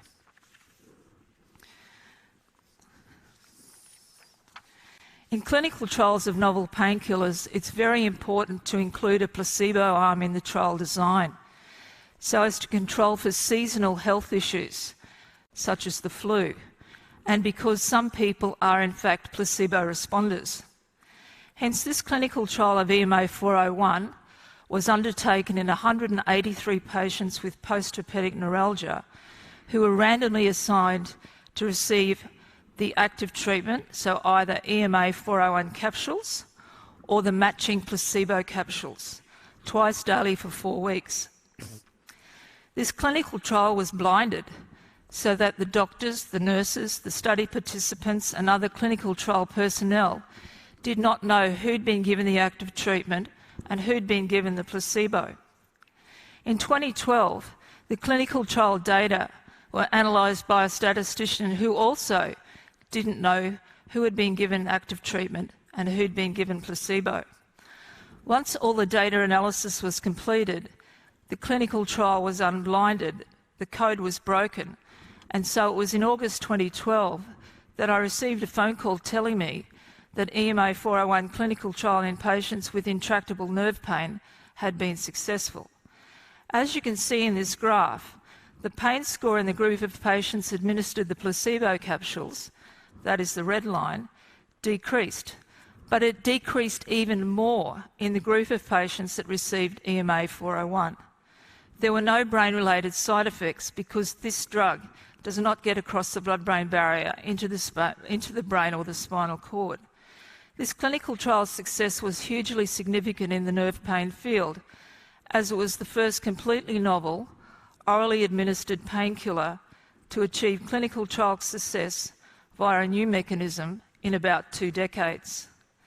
The discovery and clinical trial development of new medicines is a very long and arduous process. It typically takes about 20 years from the early drug discovery stage until the new molecule is approved by the international regulatory agencies, such as the Australian Therapeutic Goods Administration or the United States Food and Drug Administration, as a medicine for doctors to prescribe.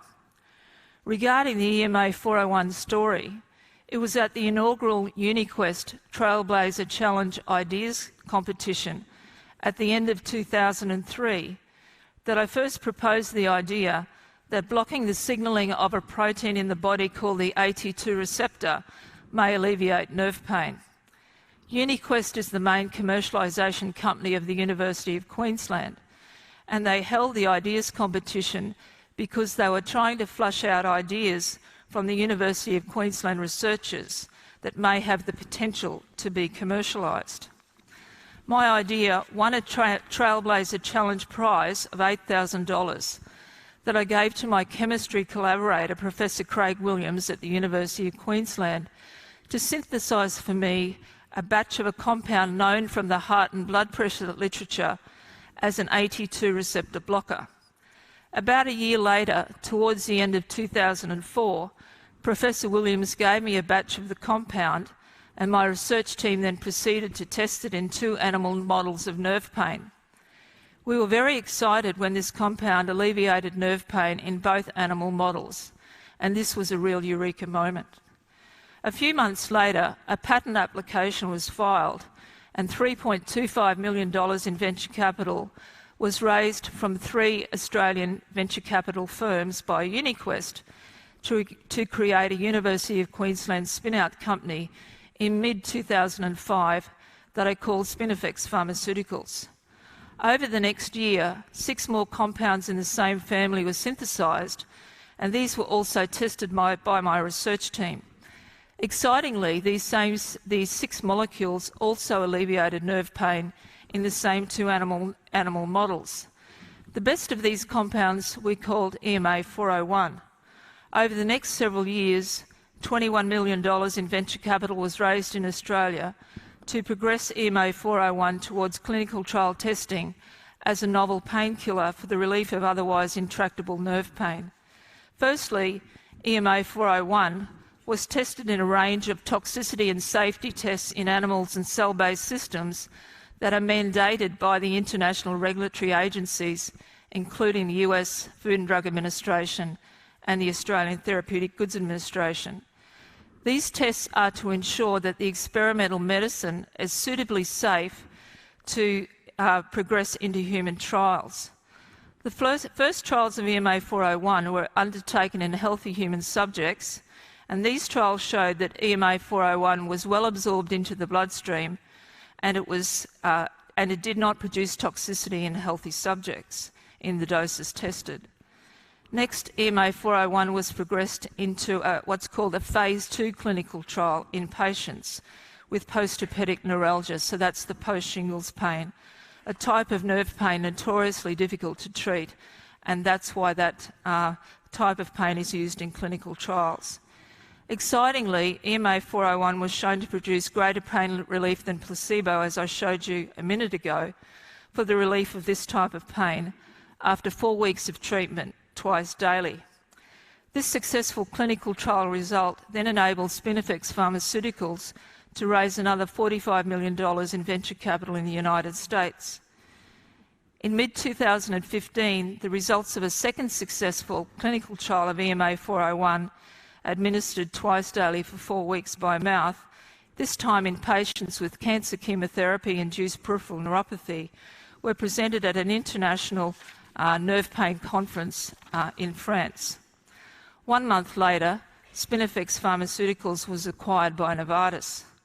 This journey from the original idea in 2003 to the formation of a spin-out company in mid-2005, and then successful clinical trials and then acquisition by Novartis in 2015 was long and arduous.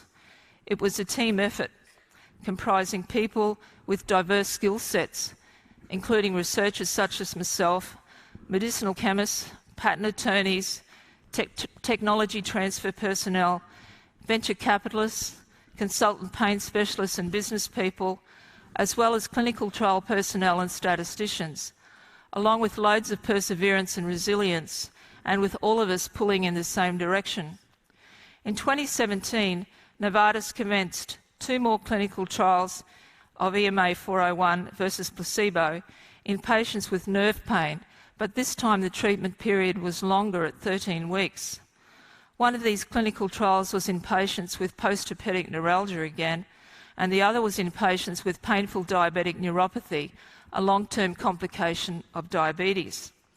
In 2018, long-term toxicity studies were commenced in animals in preparation for even longer future clinical trials in patients with nerve pain.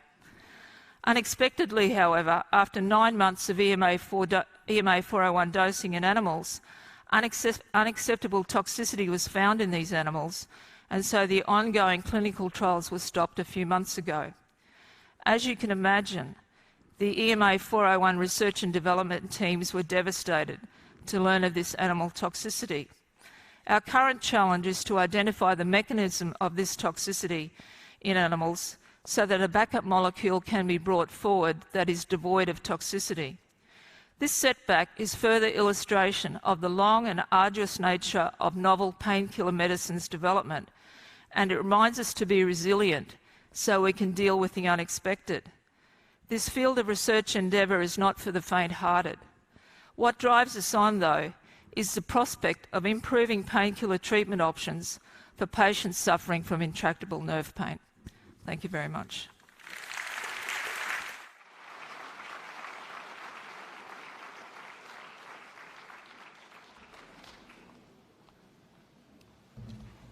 Thank you, Marie. Well, what a way to begin our second session with such an esteemed guest. Marie has contributed so much to chronic pain development, and I'm sure today we've been able to reflect on that story to understand that it's not always a smooth path for big ideas and that it requires passion and dedication to see them through and to continue on despite challenges. Thank you again for being our special guest. Now it's my pleasure to introduce our first UOW professor for this session, Professor Michael Higgins. Michael is a Chief Investigator at the ARC Centre of Excellence for Electromaterials Science, which is headquartered at the Innovation Campus. The overriding theme of his work is biological interactions with materials, and in particular understanding single-cell communication with artificial materials in the body. Please welcome Professor Michael Higgins.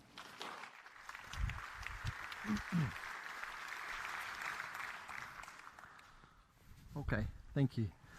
So this evening I'm going to take you to the movies to watch Single Molecules in Action.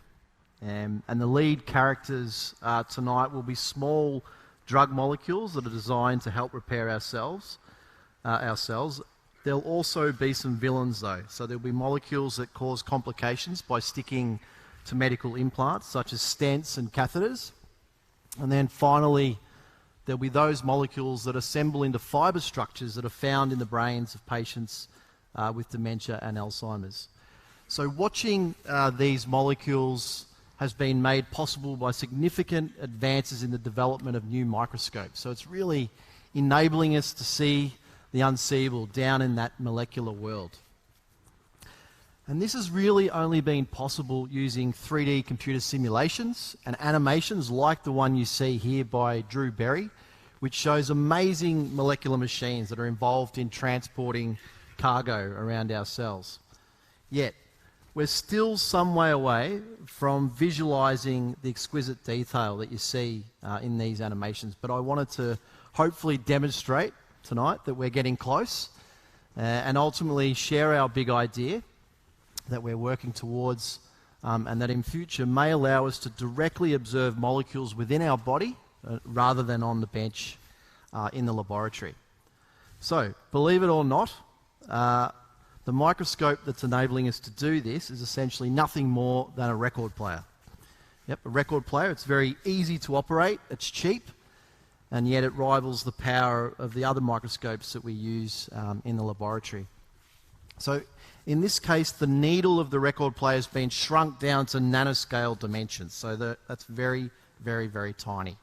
So if you like, equivalent to the size of a single strand of your DNA. And so we refer to this miniaturized record player as an atomic force microscope, and I'll refer to it as AFM for short. So we can see how it works in this video, although I know it's not very clear, so I'll talk you through it. So the needle of the record player could move across the surface, and we shine a laser onto the back of the needle, and we can detect changes in its movement. And that reflects changes in the surface topography. And in this case, it's a groove on the surface, and we can record its profile in green on the screen. So we continue to scan, and we can collect many profiles and build up a topographic map of our sample. So this is very different to a conventional light microscope where you look at your specimen. With AFM, we instead we feel and we touch the surface to create an image. And we actually need another high-resolution microscope, in this case scanning electron microscopy, to watch it in operation just as that needle moves over the surface. And just to emphasize, the very end of that tip is equivalent to the size of a single molecule. So that gives us the ability to have molecular resolution. So recent developments in AFM has seen the speed at which you see the needle moving now increase by up to 5,000 times. So that enables us to collect images at around 25 frames per second, and that's now reaches a speed where the human eye perceives motion. But what it really means, and what is exciting about this, is that not only can we get high resolution images of single molecules, but we can also observe their dynamic motion in high speed AFM movies. So at this point, I wanted to give you some examples where we've been using this high-speed capability in our lab to study different types of molecules, including drug molecules, those that stick to medical implants, and finally those that are implicated in dementia and Alzheimer's disease, as I mentioned. So one of the important aspects in the design of an effective drug is its ability to form a complex with a target molecule. And so to observe this process, normally we might attach a beacon to light up those molecules, or we can use computer-aided simulations to analyse the docking of the drug onto its target. So in high-speed AFM movies, like the one you can see here on our TV monitor, we can now directly visualise the drug molecule A and its target molecule B as they undergo a series of interactions to form a complex. So when we watch this movie, we can see and determine how many times it forms a complex and for how long those complexes form. And we have the unique ability to also resolve the changes in the shape of these molecules as they undergo this interaction, which is known to be important for the activity of a drug. So we're using this as a tool to study the interactions of nanomedicines. And for one of these, which is a star-shaped nanopolymer called a dendrimer, we've discovered that those dendrimers that show a greater degree of motion are more efficient at binding and transporting DNA into our cells to repair the damage done by disease. In our lab, we're also looking at molecules called proteins that stick to the surface of medical implants, such as stents and catheters, and this causes a whole series of unwanted events, including the recruitment of different cells, immune-like cells, blood cells, and eventually leading to the formation of scar tissue or blood clotting around that implant. And we refer to that as the foreign body response, and unfortunately that occurs whenever an artificial material is implanted into our body, and can lead to severe complications like thrombosis and even facilitate bacterial infection. And one of the main culprit molecules that initiates this whole process is a protein fibrinogen.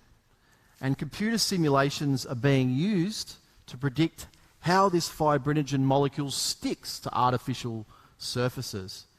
And this molecule has a couple of hinges along its length, and it gives it extraordinary flexibility, which is believed to play a role in its ability to stick to surfaces. So using high-speed AFM, we can directly observe these fibrinogen molecules, in this case 2 of them on our TV monitor, as they directly interact with a surface. So now the simulation and the experimental work can complement each other, and we can also rationalise and understand our scientific observations by bringing them together. So we're interested in understanding how these molecules interact with material surfaces to help in the design of a coating that we could put onto a medical implant that can prevent these type of interactions to protect against the foreign body response. So in the last example that I want to show, it's work on investigating structures that are found in amyloid plaques within the brain of patients who have dementia and Alzheimer's disease. And it's these plaques that destroy the connections between the nerve cells. And researchers have found that they're comprised of very fine fibre structures, like the ones you see up there on the left in the human tissue section. But what's extremely challenging is it's very hard to observe these fibres during their formation, especially in the very early stages. And so again, 3D computer animations can enable us to see the formation of these kind of fibres because we can't really do it any other way. So some of our recent high-speed AFM movies that now show the formation of these single amyloid fibrils, we believe, demonstrates that we're getting close to doing this. And what's more important is it now enables us to undertake further studies to understand how these fibres form, under what conditions do they form, and ultimately, how can we inhibit their formation. So, watching movies of these molecules is super cool, undoubtedly, but it's also very important on the pathway towards developing medical treatments and therapies. And so this brings me to the big idea, and we think it would be incredible if we could observe these molecules directly at their location within the human body, rather than running our experiments on the bench in the lab. And so we are making attempts at this by further miniaturizing the AFM. So with our big idea, we have a plan to develop a high-speed AFM on a chip. It's only a few millimeters in size, and itself could be implanted into the body to collect molecules, image molecules, and sense and detect them, and beam that information back for medical diagnostics. And we're currently working on this with other researchers through the design of micro-electromechanical systems that only require very small moving parts to operate an AFM.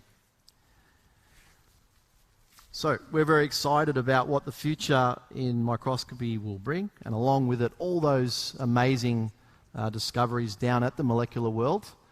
And the star movie directors will be the next generation of young scientists. Thank you.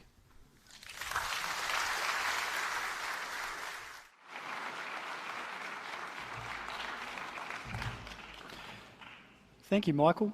As you heard, Michael's focus is on artificial materials interacting with the inside of the body. Some of you may have noticed the plaster on one of his ears.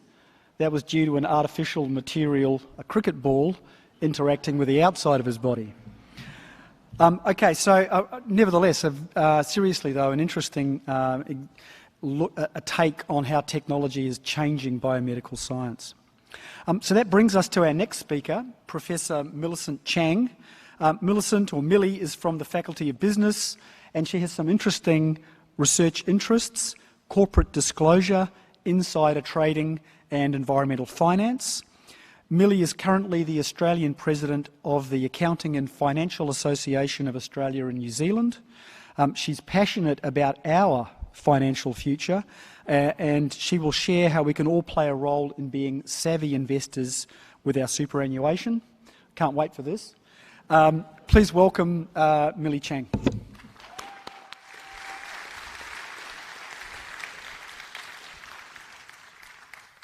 Thank you, Andy.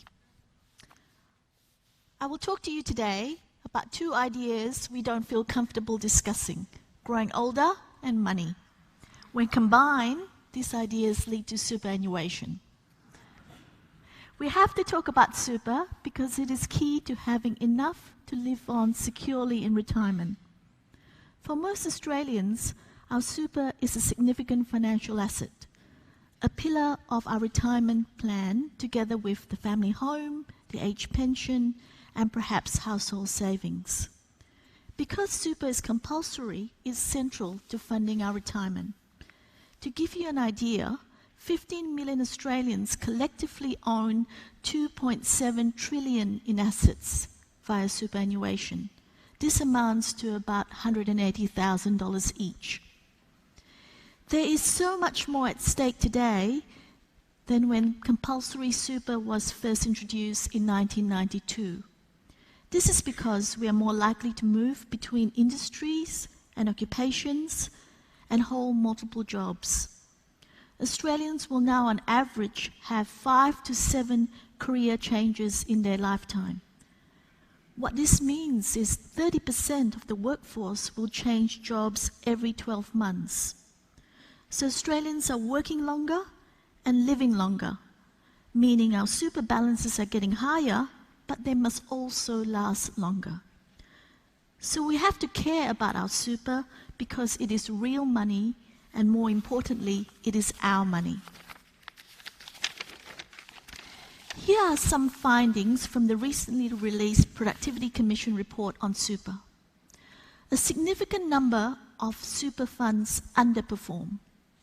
These underperformers are mostly retail funds. There are excessive and unwarranted fees and insurance in the super system. While fees have been coming down over time, there are still some funds that charge very high fees, and these are again mostly the retail funds. 1/3 of all accounts, about 10 million of them, are unintended duplicate accounts. And these erode members' balances by about 2.6 billion a year in unnecessary fees and insurance. The default segment of portfolios outperform the system on average, but the way members are allocated to default products has meant that 1.6 million member accounts have ended up in an underperforming portfolio. Let me put these issues into dollar values for you.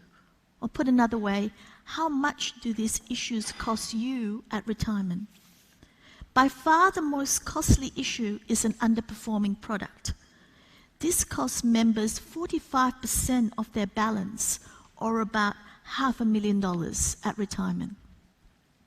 The other issues like unsuitable insurance, multiple accounts, and high fees cost between 6 and 14% of the balance, or between $50,000 to $100,000. I want to talk a little bit more about the underperforming issue with an example. Imagine a young person starting full-time work at age 21 on an annual salary of $50,000. If the super is invested in a high return product, the super balance at retirement will be about 1.2 million. However, if the same super is invested in a low return product, the balance will be just under 600,000. What this means is that at retirement, the individual would have lost 13 years' worth of pay. So many of these issues happen simply because we are human beings, believe it or not, and sometimes have irrational beliefs or behaviors that subconsciously influence our decision making. These are known as behavioral biases. Richard Thaler, who won the 27 Nobel Prize in Economics, explored these behavioral biases in his book, Save More Tomorrow. He identified 4 behavioral factors that impact the decisions we make about savings. First, he points out that we as humans have limited time and cognitive abilities to make decisions. He called this bounded rationality. Complexities in the super system make it hard for us to decide which funds to pick and how much to save. Second, Thaler said that we value the now more than the later. We need to become more comfortable with delaying the rewards to get higher returns, and this is especially true when it comes to super. Third, we procrastinate and end up doing nothing. We have to challenge our tendency to stick with the status quo, to think about our options. This is a problem with superannuation because many of us have defaulted into a fund or even multiple funds without much thought. By sticking with the default, we may be missing out on better investment opportunities. And last, we face what is known as a loss aversion bias. We have a tendency to care more about losses than equivalent gains, about 3 times more on average. Because of this, we view less money to spend today as a greater loss than the equivalent gains to our future savings. So, how do you start taking control of your super? My big idea at this festival is for you to actively engage with your super. This can be done by first finding out if you have multiple accounts. If you do, consolidate them into one. This will save you money on fees. And this issue with multiple accounts starts early in adulthood and persists even to middle age. Second, find out how much you are paying in fees, because paying more than 1% is far too much. Third, find out what your balance is and ask yourself, can I grow the balance by making better investment choices? If you are in the default option, investigate whether this is the best option for you or if other options are better.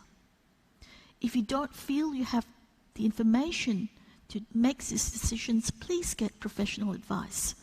A good place to start is ASIC's Money Smart website or even the ATO website.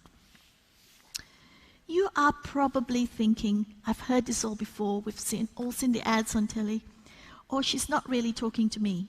But consider this. Which one of these high-risk groups do you belong to? Are you in the 90% who do not switch funds every year? Or the 70% who have never changed their investment option? Are you in the 60% who do not understand fees and charges? Or are you a woman, and half of us are? This immediately places you in a high-risk group because 40% of older single women experience economic insecurity in retirement. 44% of women rely on their partner's income as the main source of retirement funds. And 8.5% of women between the ages of 65 and 74 still have a mortgage. The great news is, it is never too late. With active engagement, the right information, and an understanding of how we make decisions, you can gift yourself the secure future you deserve. Don't bury your head in the sand. Doing nothing is not an option. Thank you.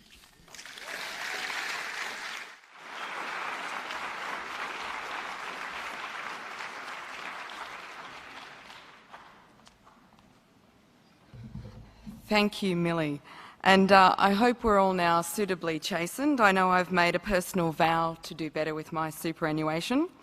And I was thinking back to Thomas's presentation about the best time to plant a tree, and the same, of course, could apply to our super investments. Anyway, moving right along, and now for a bit of change of pace. Professor Theo Farrell, Executive Dean of the Faculty of Law, Humanities and the Arts, has a special interest in international relations and law, armed conflict and conflict resolution. His career and research focus is, put simply, to end the war in Afghanistan through peace talks, and he'll explain why that can't be done through war. Please welcome to the stage Professor Theo Farrell.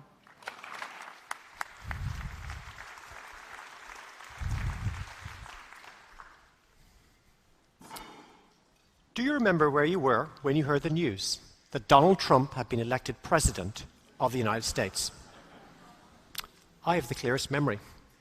I was on a remote corner of an island in the Pacific.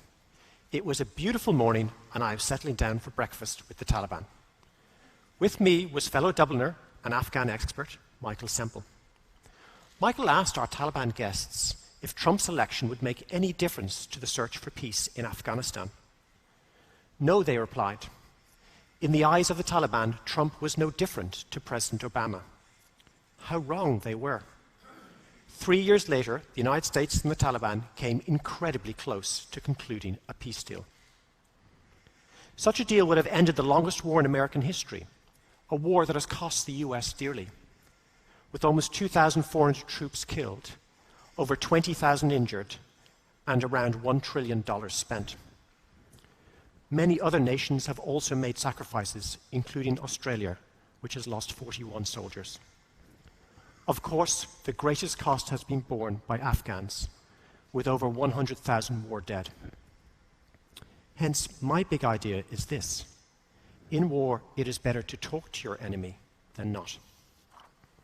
Now, US reluctance to speak with the Taliban is perhaps understandable, given the way they had governed Afghanistan in the 1990s. At the time, the country was racked by civil war, and there was endemic abuse of civilians by gunmen. The Taliban rose up to bring law and order. However, they also brought a strict form of Islamic rule enforced by harsh punishments. Under the Taliban, all men had to grow beards, women had to wear the burqa, and music was banned, as was toothpaste, oddly enough. People were publicly flogged for minor crimes, and mutilated for serious ones. Girls over 8 were not allowed to go to school, and women were largely confined to their homes. The West looked on in horror at the deprivations under Taliban rule. So why would the United States make peace with a regime such as this? The short answer is because it has no choice. Following 9/11, America went to war against the Taliban because they were harboring the terrorist group Al-Qaeda. This is what Al-Qaeda did to New York. In retribution, US warplanes rained down death and destruction. Within just 3 months, the Taliban regime was overthrown and its forces were decimated. Most of the remaining Taliban fled across the border to Pakistan. 4 years later, however, the Taliban returned and began to re-establish themselves in the rural areas of southern and eastern Afghanistan. By 2007, a Taliban insurgency was raging across the country. America responded by sending in ever more troops. Under President Obama, US troop numbers surged to a staggering 100,000 in 2010. And the anti-Taliban coalition included an additional 40,000 soldiers from around the world. And the West funded the creation of a massive Afghan army. Despite pouring troops and aid into Afghanistan, America and her allies were unable to defeat the Taliban. And so in 2014, Western combat forces withdrew, and the United States left behind a small force to train and assist the Afghan army. By 2016, the Taliban had overrun a third of the country, including the northern capital of Kunduz. As America had discovered, the Taliban are unbeatable. Hence, there is no alternative to negotiating an end to the conflict. Now, the White House came to this realization late in the day. The best time to make peace is when you have the upper hand. However, the United States only got serious about peace talks in 2012, by which time US forces were pulling out of Afghanistan, and the Taliban could see this clearly. The US should have entered peace talks 2 years earlier, when US forces were flooding into the country, and the Taliban were under most military pressure. So why did the United States wait so long to enter negotiations? Well, because the American way of war is to utterly defeat an opponent and then to impose a peace. In this way, World War II ended with the atomic bombing of Japanese cities. This was the horrific scene afterwards at Hiroshima. Thus, in Afghanistan, the US military sought to defeat the Taliban first, before handing over to diplomats to sort out the peace. Between 2012 and 2016, Michael Semple and I held a series of talks with senior Taliban figures in secure locations outside of Afghanistan. Why would the Taliban agree to meet with us? At the time, I had done a number of studies for senior US and British commanders. Here I am in Kabul in 2013. The man across the table is US General Joseph Dunford, commander of all international forces in Afghanistan. We had just done a lengthy review of his war plan, and in this photo we are briefing our findings. Semple likewise had advised the US government at the highest level. It was because we had these connections that the Taliban were interested in speaking with us. Our meeting with senior Taliban in 2012 focused on assessing the prospects for peace talks that were due to start in Doha. In advance, I went to Washington, D.C. for discussions with senior US officials. The Americans wanted us to find out what we could about the Taliban's likely position on 3 key issues. First and foremost, the US had to be assured that never again would America be attacked by terrorists based in Afghanistan. We discovered that the Taliban were prepared to break with Al-Qaeda, whom they blamed for bringing the United States bearing down on them in 2001. In other words, the Taliban had learned their lesson, and there would be no repeat of 9/11. The second issue concerned Taliban non-recognition of the Afghan government, which they dismissed as puppets of the United States. Now, Taliban views on this matter were complex. However, they recognized that any future government would have to reflect the diverse views and aspirations of Afghan society, and not be solely shaped by Islamic theology as it happened in the 1990s. The final issue concerned the sequencing of the ending of hostilities and the phased withdrawal of US troops. In private, the Taliban told us that they would tolerate a small US force remaining in Afghanistan for some time. Now, this was really significant because actually publicly they were saying all foreign forces had to be out before they would cease fighting. In 2013, Semple and I again met with senior Taliban, this time to negotiate a framework for local ceasefires. This actually held open the prospects for reducing conflict in a number of Afghan provinces. This was back in 2013. I got straight in a plane and went to Kabul to take our findings to the senior US military there. And unfortunately, our findings fell on deaf ears. And this was because the US military worried that the Taliban would take advantage of ceasefires to rebuild their forces. In 2016, Semple and I held a third round of talks with senior Taliban. What we discovered took us completely by surprise. At the time, the Taliban were sweeping across Afghanistan, and they had just appointed a new leader after the last one had been killed by a US drone. However, our talks revealed a Taliban movement that was exhausted by over a decade of fighting. Recent gains in the battlefield had come at great cost for them. And there was also very little trust in the new leader. This all suggested that there was appetite within the Taliban for peace talks, even after the United States had withdrawn most of its forces. The past 18 months have seen incredible progress in peace talks.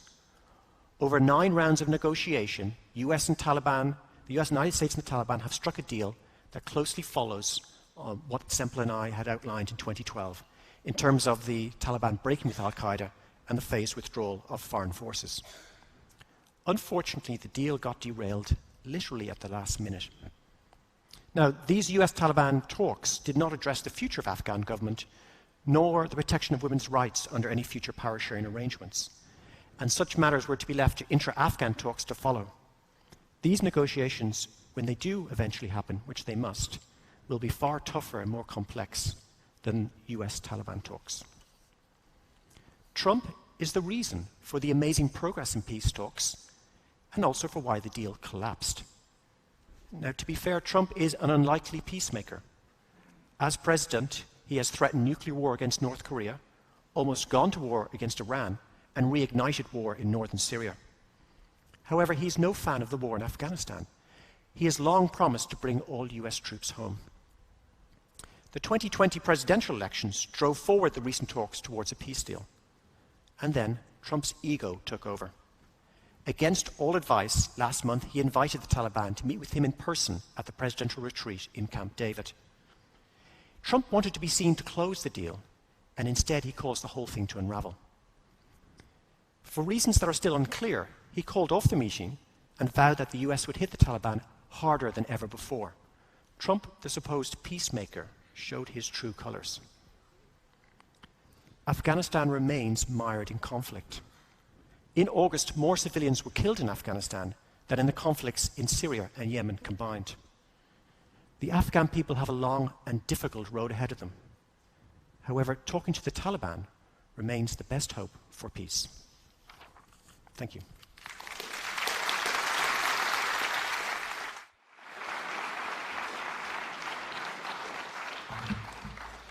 Thank you, Theo.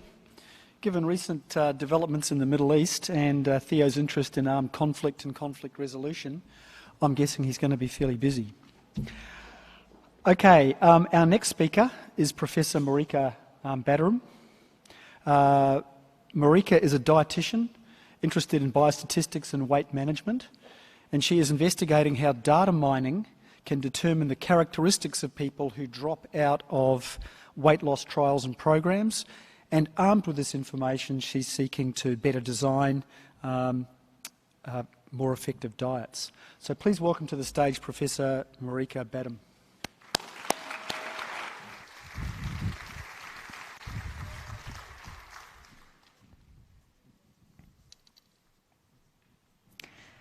We want to help people lose weight and maintain a healthy diet. Losing weight is hard, and sticking to a diet of any kind is difficult for most people. Analysis on data sets overseas has shown that people who are more likely to be successful at weight loss have certain characteristics. For example, they weigh themselves frequently and exercise for an hour a day. Everyone wants to focus on the success story, the biggest loser. My question is, what about the dropout? What happens to all the ones that don't finish the race? 53% of participants dropped out of our last weight loss trial. What was it about these people that made them not finish the diet? Were the ones that were successful different to the ones that dropped out? What if we could work out why they dropped out of the study? Could we use this information to develop better diets? My big idea has been to use data mining to predict who will drop out of weight loss trials. Using a simple algorithm, we can predict who is likely to drop out early in the study. We can then use this information to develop tailor-made diets.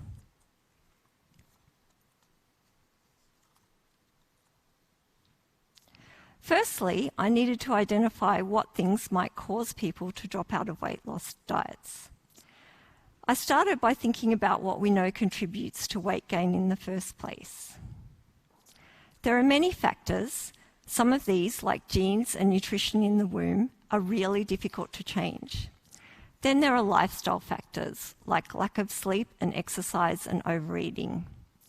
Physical characteristics such as age and gender, psychological factors, for example, stress and anxiety, and demographic factors, like occupation, may also affect weight.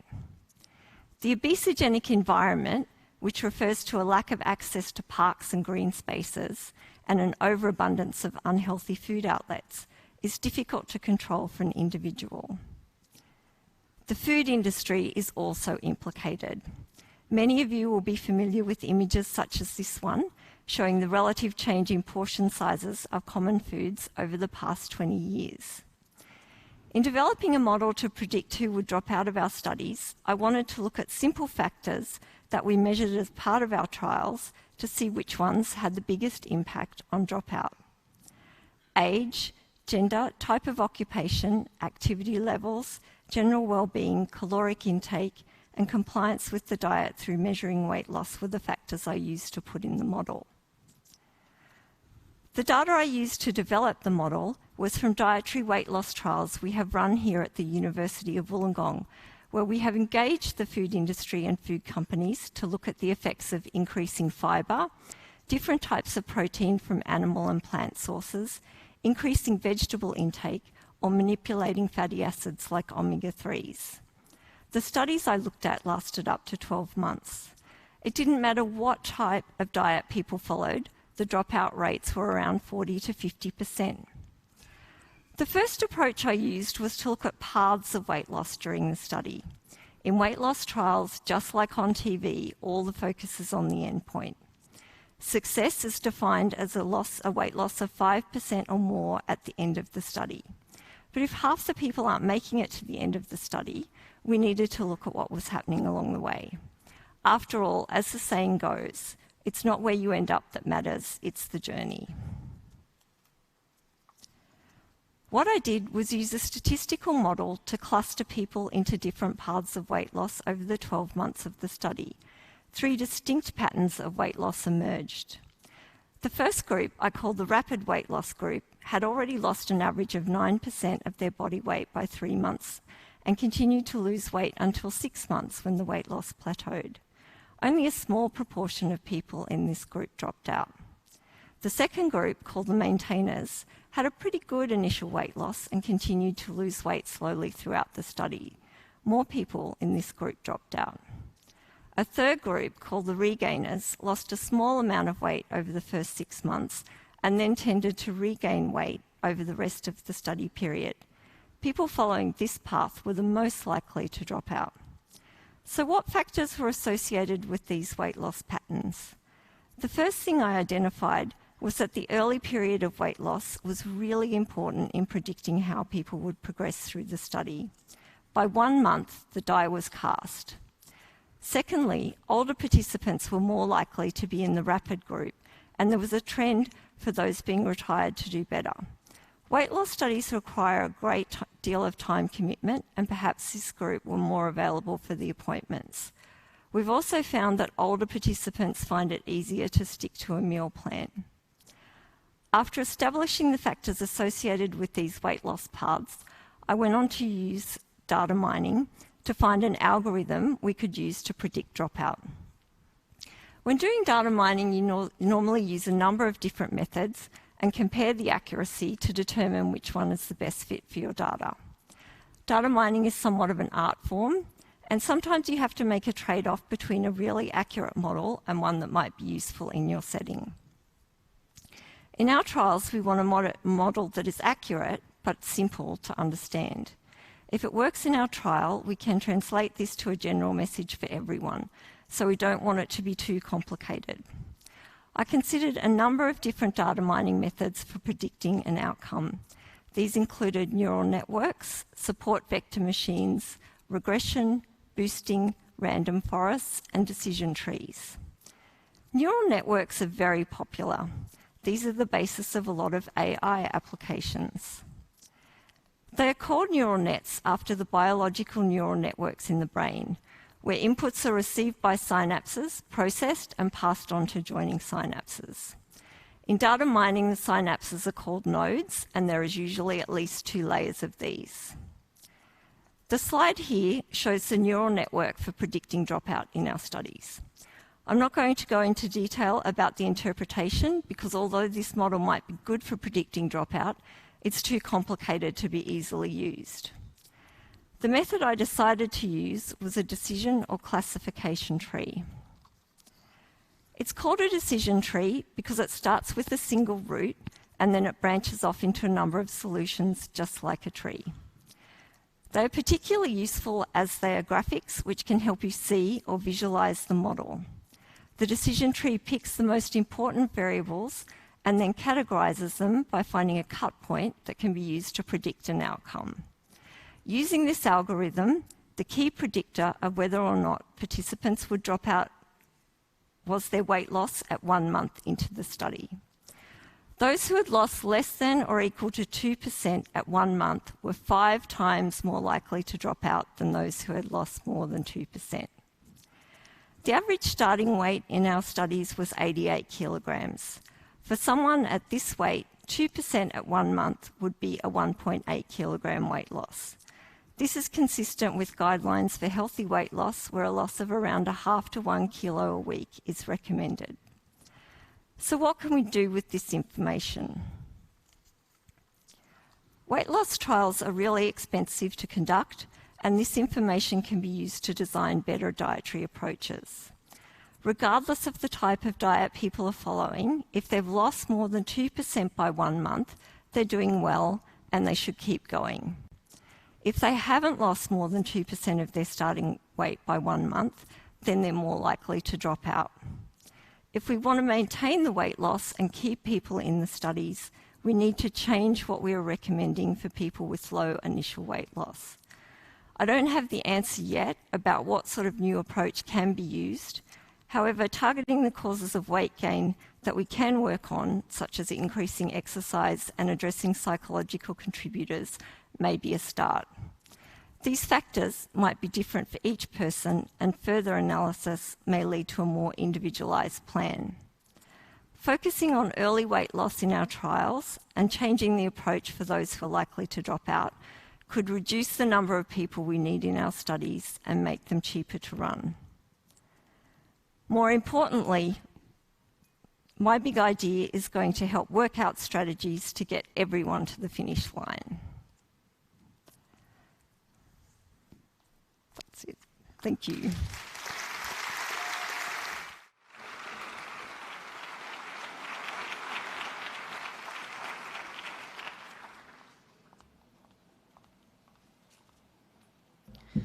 Thank you, Marika.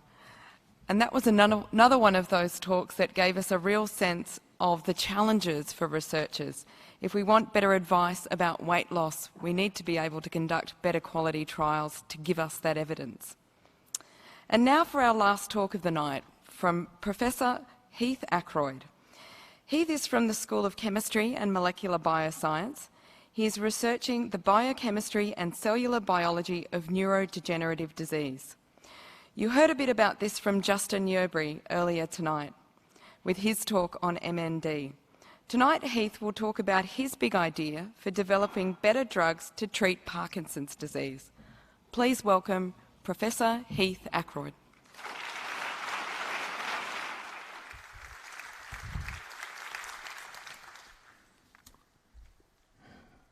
It might first start as a tremor. Something only small that leaves as quickly as it appeared. Next, a shaking in a leg. Again, only minor and such that It's not even noticeable by other people, but it's enough to get you worried. The shaking progresses to other areas of your body, and such that now other people do notice. You decide to go to a doctor to work out what's going on. After meetings with doctors and specialists, after blood tests and scans, and after everything else has been ruled out, you're told you have Parkinson's disease. What I'm describing is the pathway to diagnosis for many of the 6.3 million people worldwide currently living with Parkinson's disease. It's our second most common neurodegenerative disorder, after Alzheimer's disease, and its incidence is growing due to our ageing population.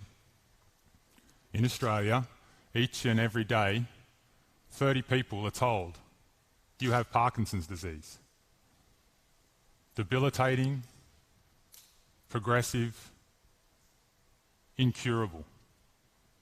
That's the current prognosis for those people.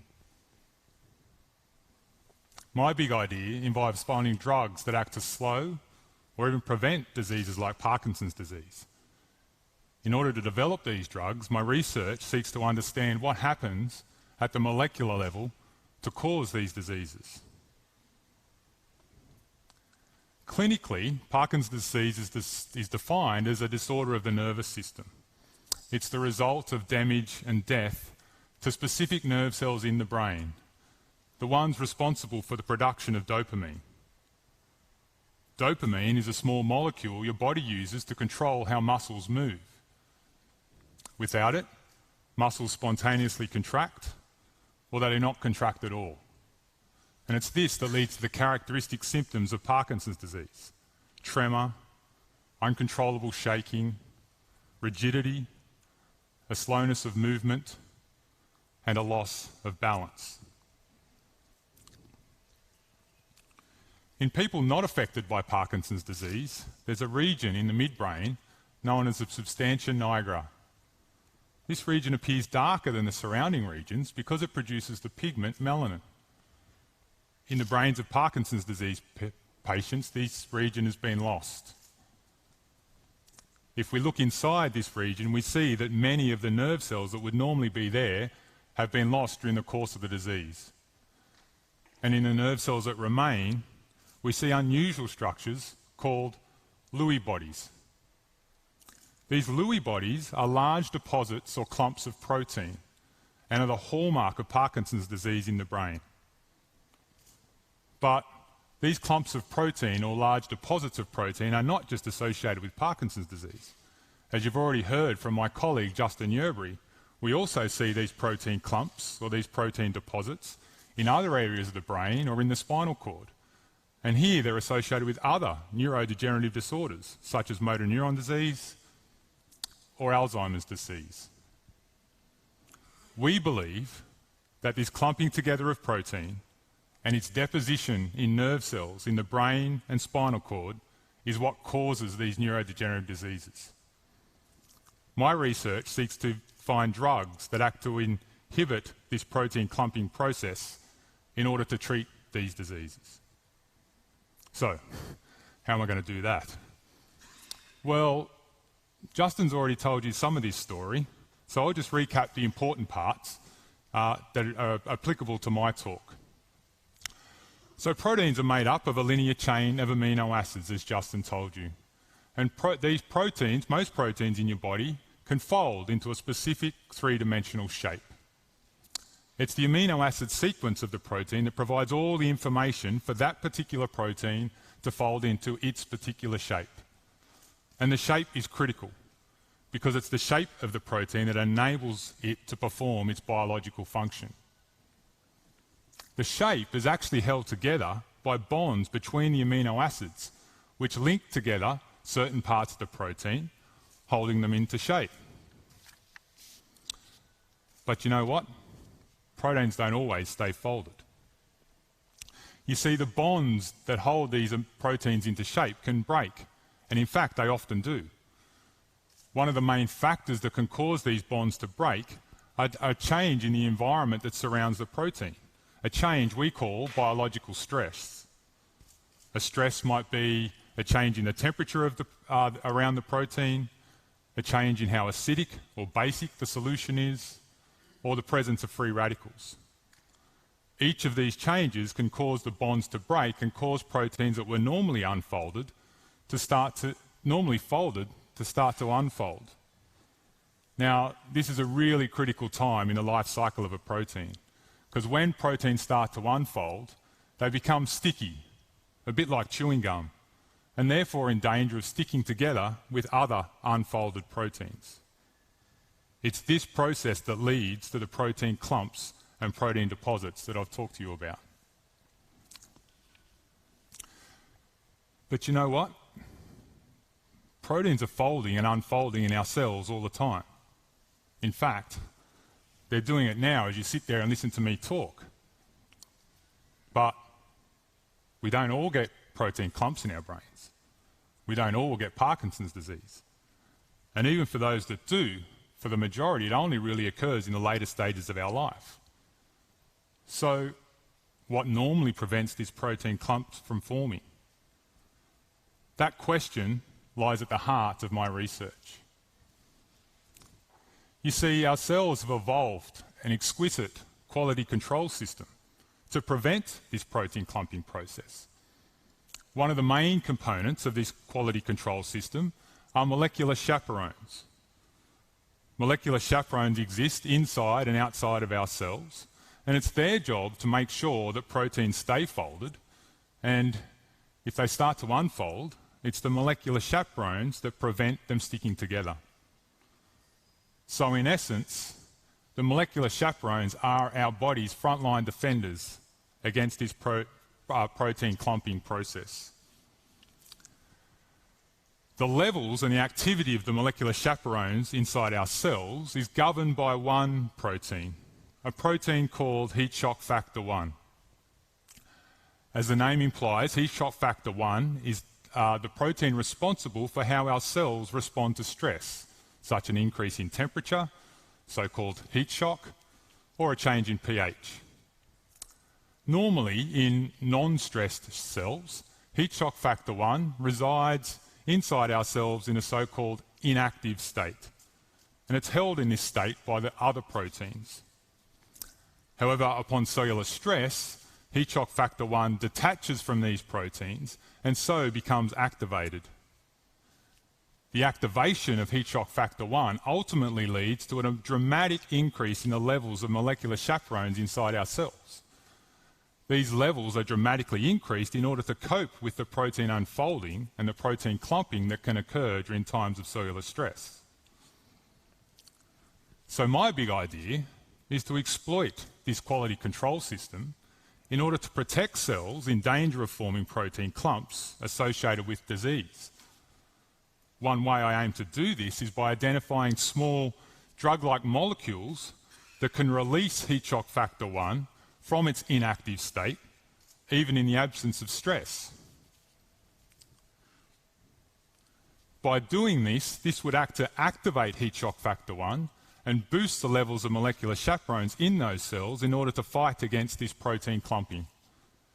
And so I believe this approach has the potential to be developed as a therapeutic for the many diseases that are associated with this protein clumping process. By harnessing this stress pathway that's already inside our cells, I hope to prevent the clumping of protein that leads to neurodegenerative diseases. By developing activators of this stress pathway into drugs, I hope that one day people diagnosed with Parkinson's disease don't have to be told they're fighting a debilitating and progressive disorder. Instead, through my big idea, I hope that these people can be offered a treatment. And who knows, even one day, a cure. Thank you.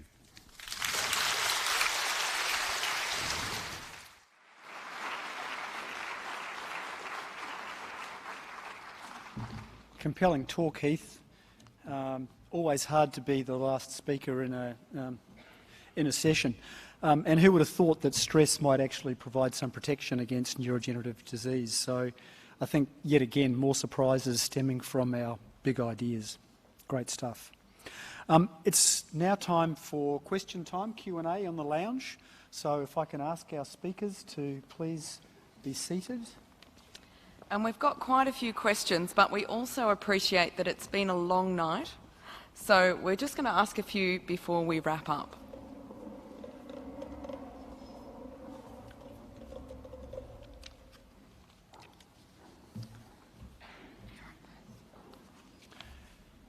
Marie, the first question is directed at you.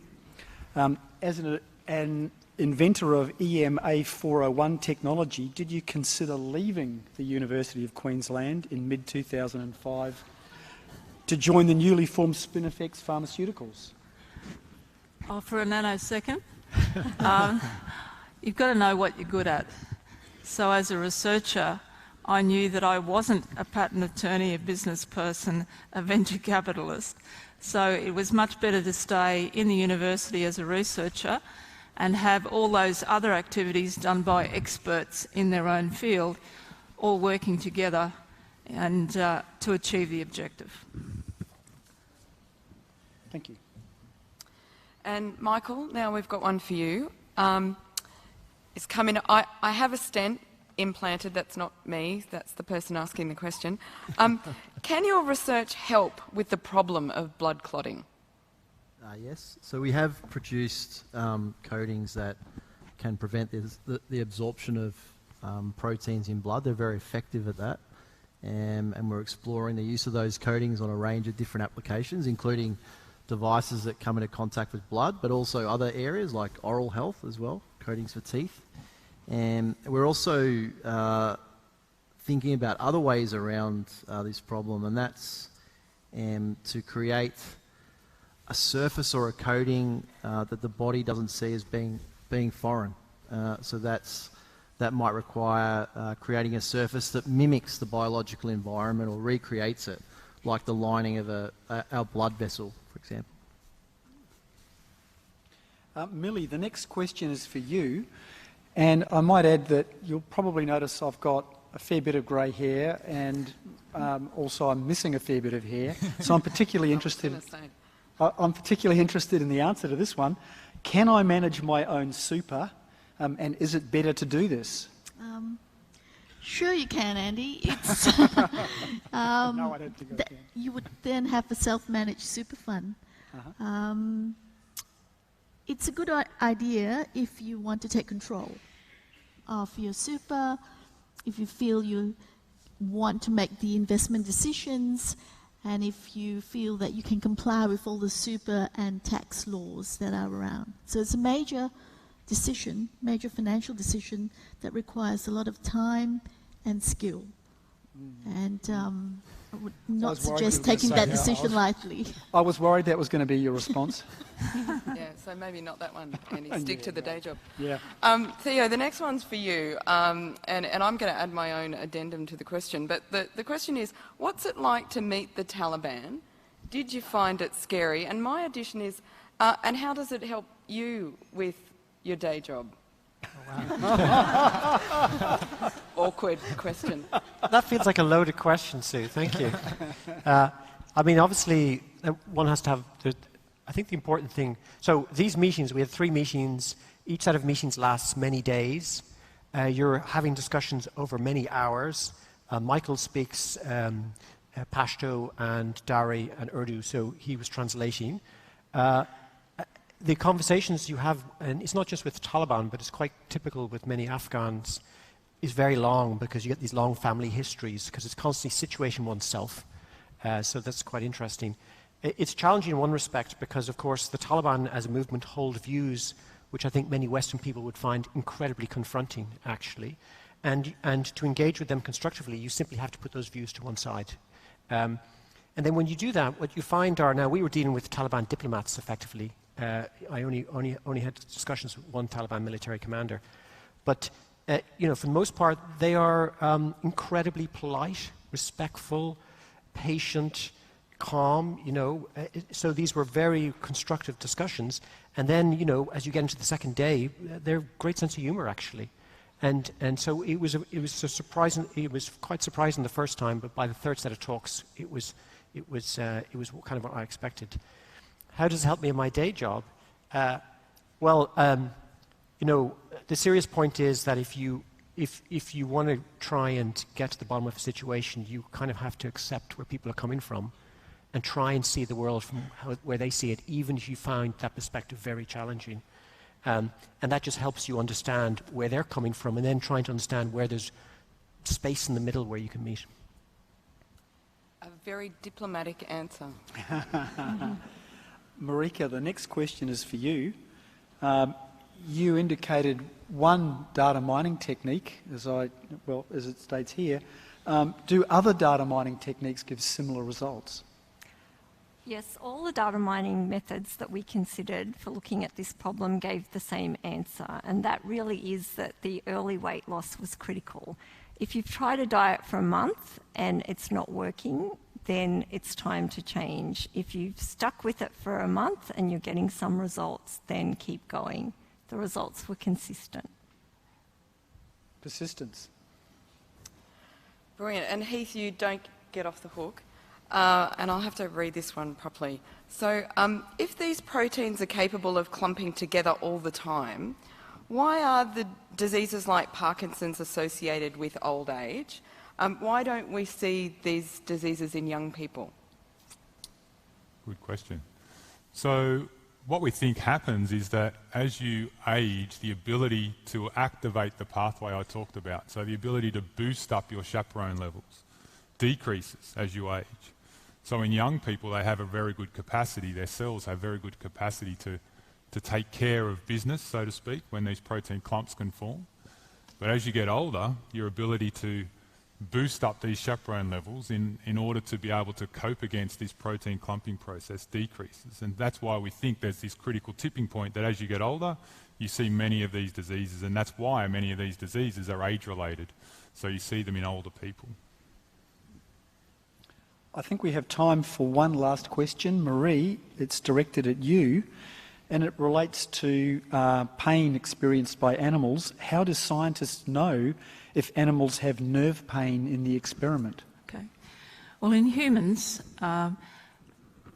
signs of nerve pain are pain in response to a light brushstroke, so a non-noxious touch or light pressure, or a pressure that is painful is perceived as being much more painful than it otherwise would be when there is no nerve pain, or being extra sensitive to cold or heat.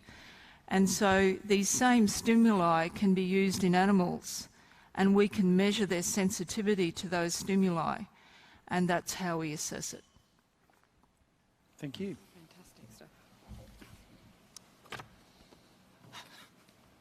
Okay, thank you. We're going to make it a wrap for now. On behalf of Andy and I'd like to thank all of our speakers tonight. It's been a wonderful experience to hear your big ideas and to learn about the breadth and depth of talent here at UOW. It's also been our pleasure to host this evening, and we really hope that everyone here tonight has heard something that has surprised, inspired, or informed. I'd like to take the opportunity to invite the University's Deputy Vice-Chancellor for Research and Innovation, Professor Jenny Martin, to provide the closing remarks. Thank you, Jenny.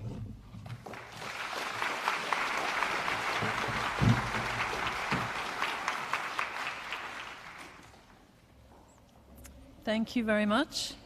Well, I'm a newbie here. I've only been around for 6 months, and I think it was almost in the first or second week that I was informed that I was I was the host of the UOW's Big Ideas Festival, and that's when I first got to meet our speakers. And I have to say this has been one of the most exciting and pleasure-inducing events that I've been involved in this year. It's been great, and I'd really like to thank our wonderful women and men professors for this Big Ideas Festival. we have learned how urban greening, purple foods, and empowering our nurses can help us stay healthy and out of hospital.